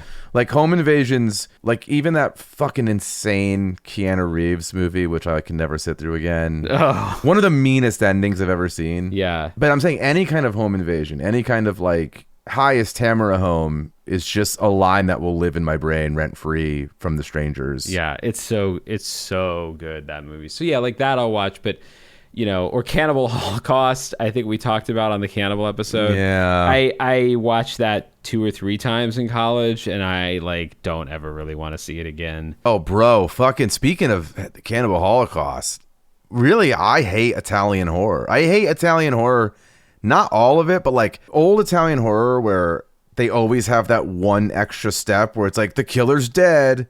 But if you know Italian horror, that hand's going to come out through the water and grab them again. And then it's going to be a freeze frame. And then it's going to be like Somewhere Over the Rainbow plays and it goes into the credits. Or a disco track. Yeah, like Goblin stops and it goes into like another. Like it seems so much of Italian horror I do find to be mean-spirited. I didn't think about that being a part of the genre, but there is like mean horror and mean thrillers. And I guess I don't like mean stuff. Yeah. There's nothing wrong with mean horror. It can be very effective. It's just the older I get, the less it's for me. Yeah. Even, what's his name, who made Blue Ruin and Green Room, Jeremy Saulnier. I remember when he made Green Room, he was like, somebody was like, Blue Ruin was such a big hit. Why didn't you go make a studio movie? And he was like, because I really want to make Green Room, and I'm like 41 and I just had a kid, and I just don't know if I can really go much longer and make it and not just feel weird about it. Because Green Room's a really good movie, but it's pretty mean-spirited. Yeah. And pretty violent. And he was like very open about the fact that he's like, I got to get it out of me now, because in another year or two, I'm not going to want to. No, and I will say the kid thing changes things, man. Like, I have buds who were real into a lot of stuff, and now they're just like, now that I have a kid, they're like, I can't watch Prisoners. I can't watch anything where there's like a child harmed. Yeah. So yeah, I hope that answered your question. I would say there aren't any series I won't watch, except I guess I won't watch Human Centipede, not even because it's gross, but just because I roll my eyes so hard at how desperately it wants you to be offended by it. Yeah. I'm like, whatever, who cares? Yeah, I guess that's a good point. Like anything where the premise is like shock value. Yeah. And you're watching it, with someone who's like, does this bother you? Saw does this bother you? I think Saw 1 is a really good movie. It is, and then then as that series progressed, that also turned into like a shock value thing. Yeah, it did. I mean, in a way, I consider it different almost in the sense that I'd almost rather have my shock value pandered to me by a company who's leveraging shock value to make gobs of money than somebody who's just like, what about this? Does this offend you? Like some fucking edgelord. Yeah, it's like, come on, man. I mean, yeah, obviously people shitting into each other's mouths and whatever else happens in that movie. Yeah, it's pretty gross. I don't really like it. But there's something about a company being like, you know what 100 million people will pay to see? A guy removing his own teeth one by one. It's like almost like respect. You just realized your business needed to hire someone yesterday. How can you find amazing candidates fast? Easy. Just use Indeed. Stop struggling to get your job post seen on other job sites.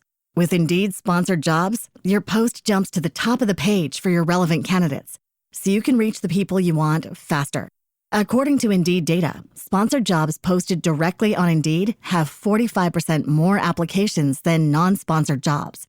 Don't wait any longer. Speed up your hiring right now with Indeed. And listeners of this show will get a $75 sponsored job credit to get your jobs more visibility at Indeed.com/kidsandfamily. Just go to Indeed.com/kidsandfamily right now and support our show by saying you heard about Indeed on this podcast. Terms and conditions apply. Hiring? Indeed is all you need. Well, before we move on, I don't know if there's another question or not, but before we move... No, that's it. We're done. Before we move on from this, what is your feeling on this thing that feels to me to be like kind of a new... I don't know, new, but like in the last... like this past decade, I feel like I had never heard this terminology previous, where people start to like talk about horror as like, oh, it's great because it's life affirming. Like we watch horror because you leave and I guess you feel good that it wasn't you or something. Does that feel new to you too? That like that for some reason that this line of justifications people feel like they have to say now? I don't think so. I mean, because I don't even find them life affirming. I'm like, this is a movie, dude. People were like talking about meal penalties on set when they shot this. I mean, I think for a long time there's been an acknowledgement of movies as a safe way to kind of touch the void, to get close to death, an adrenaline rush that won't actually hurt you. So, life affirming, I think, is a little over the top, but I do think it's, for some people, it's a safer equivalent to skydiving or something where you get that zap. I mean, I like the adrenaline that comes from a horror movie. I wouldn't ever necessarily call them life affirming either. I do think there's been an uptick in, I mean, look, people gravitate to art and movies and books and whatever because it moves them one way or another. And I think horror is one of those genres that it's sometimes hard to touch, to like put a finger on exactly why you're moved by it. Like I go back and think about a lot of horror movies I like, and some of them it's really obvious. And some of them it's like, I don't know, I just kind of liked its vibe, even if maybe it was, too weird or too violent or something. Like, there's movies that I'm like, I feel like I liked its vibe or whatever, but I think we're in a critical environment where people have a hard time defending and justifying the things that well, first of all, you really shouldn't have to defend and justify the things that you like, but when people do, they want to do it in a very kind of like identity based way, because it's a cultural meme almost to try to find the thing in you reflected in the piece of art, to go, oh yeah, well, I had that experience, or I'm connected to this because this character reminds me of me, or I went through this situation or whatever. And that's not necessarily a bad thing. I think that can be a very good thing, but I think it makes it harder sometimes to talk about the less direct and specific reasons that we like these movies. We feel like we need to justify it with some grand feeling, when sometimes I think you could just be like, I don't know, man, it's great vibe. Fucking Red Ice. Yeah, fucking Red Ice. Yeah. That movie was that. That movie has a vibe. What the hell is the name of it? Running Scared. Running Scared. I love Running Scared. Not the Billy Crystal movie. No, Running Scared with Paul Walker. It's not really a horror movie. That's a super underrated movie, though. People still don't know about that movie, and it's so weird and it's so good. Yeah, it's such a wacky film. Oh, here's a question I have for you that people who did write in might have interest. What's the last movie or any movie where you were like afraid enough in a theater where you're like, I kind of want to get up and take a walk here? Yeah. Like not even say that like I'm bowing out of the film, but like it's tough to stay in this seat right now. I think I've talked about mine before in the show a little bit, which is Paranormal Activity. But I would say Paranormal Activity 2, it was hard for me to go see it, and I saw it with friends, and there was times where I'm like, I need to just stretch my fucking legs, bro. It's so funny. The spring is so coiled down for me. Like I am so tense right now. It's so funny because that movie is so near the bottom of the pile of the movies in that franchise even. Yeah, but I was just so afraid of number one that like going into number two, I was already so fucking tense, and then like anything that was scary in the movie, I was like hypersensitive to. Because I kind of didn't want to be there to begin with. I mean, so like what's something where the inner spring in you can feel it being pressed down, and that next jump scare might just fucking be like, you know what, I gotta get the fuck up. I mean, honestly, Insidious was probably one of the last ones that I felt that way about, because it was never saw it. Insidious, I think it's kind of already gone through a couple different critical evaluations, but when I saw it, I really didn't know what to make of it. And I saw it at like 11 o'clock in the middle of the week at the Grove, and it just got under my skin. I didn't know what to make of it. The Haunted House revival, I mean, it's it and The Conjuring. Those are both Patrick Wilson, I think. They're both Patrick Wilson, and they're both James Wan, and together those are the movies, and I guess with Paranormal Activity, that really kickstarted the haunted house genre to new heights. but I didn't know what to think. And there's a scare in Insidious kind of early in the movie where Rose Byrne goes upstairs to check on the baby because she hears weird noises. And there was just something about, she walks into the doorway and there's a man a ghost standing behind like a thin sheet of like red or pink fabric around the baby's crib. And it's just staring at Rose Byrne. And there was just something about the way the scene was blocked. And then like when the sting hit and when I noticed the ghost versus when Rose Byrne noticed the ghost. And just like in that moment, it just all hit in such a deep, terrifying way that scare, particularly in that movie, I almost said, fuck this, and like left the theater. It just it hit me so hard. And honestly, I think one of the reasons James Wan's movies, particularly Insidious, before a lot of people were doing this, although I guess maybe Mike Flanagan did it too in his first indie movie, using physical people as ghosts, and not doing like a see-through application to making them a special effect or something. Just blocking actors and using them as... Or just putting like Doug Jones in a fucking costume. Yeah, because it I would imagine to see a ghost in person would very much feel in that moment like you're seeing somebody just like walk really quickly through your living room. It wouldn't be like, woo, you know, it would be like, what the fuck was that? And Insidious, I think, really captures that, what the fuck was that doing in my house feeling. Yeah. Well, it's funny you mentioned it. I'm getting all freaked out of here because for me, when we're recording this, it's after midnight where I am, and there's a thunderstorm happening. So I'm getting all freaked out now hearing you talk about it. And it got me thinking about, like, because you were like, oh, just seeing like a regular ass person is on its own so scary. I think one of the most effective horror movie things that personally get me real creeped out is the fullied to all hell footfalls of like a boot. Like just the sound of a boot walking on creaking. Yeah. Something where like they do it with like Jason and stuff too, where however they record the walking of the bad guy or the ghost or whatever, it always has like, they just seem unnaturally heavy as human beings. The sound of Jason's footfalls or Michael Myers or somebody, any kind of slow person carrying a knife, they sound 900 pounds, like the way it touches the floor. And I think that's an art. That is an actual art, recording that and getting that sound. Yeah. But holy shit, is that so effective on me. Yeah. But yeah, so interesting that you still get scared when you watch things. Oh, I wouldn't. I always say people who don't get scared at horror movies, horror fans who say nothing scares them are like comedy fans who say nothing makes them laugh. It's like, then... why do you what are you a fan of then? Yeah, like, you know, I want to go I mean, even the simplest, I'm a very nervous, anxious, jumpy person, so even the simplestly executed jump scare in a theater with the volume turned all the way up, I'll jump. I mean, I jump all the time.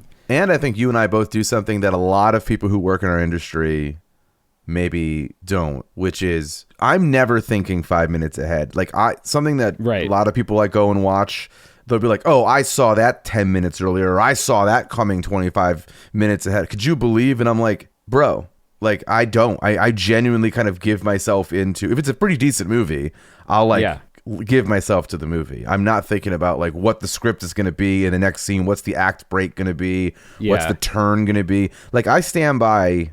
I just rewatched The Village, which is a movie that I do love. It's very good. And I'm like, anyone who was like, I saw it 30 minutes ahead of time, I'm like, really? Because I just rewatched it and really paid attention to like where they're giving you real, genuine clues on that. And I'm like, you did not see this coming a half hour earlier. No. So I don't do that. I don't do that. And I think every movie, horror for sure, is helped if you don't think ahead on the movie of like, oh, I bet you the ghost is the neighbor. Yeah, I try not to think ahead either. Sometimes I do, or sometimes there'll be like a clumsy line in the first act that I'm like, I think I see where that's going. Oh yeah, that one line is just, yeah, that's true. There might be a weird piece where it's like, yeah, that's too crazy to not come up again. Yeah. And there is a thing that Dan and I, when we watch Locke, we have a box in our bingo card that is like Chekhov's blank. So it could be Chekhov's axe, Chekhov's knife, Chekhov's gun. So there will be stuff where we're like, well, that's coming back. Yeah. But The last question I have before we wrap up for the evening is, have you ever been scared of TV horror? Or does feature film horror is the only thing that you're like, man, that really got me? Is there any like television shows? I don't watch American Horror Story, anything like that. Again, I do not want to be scared. Even tonight, going to sleep's going to suck now.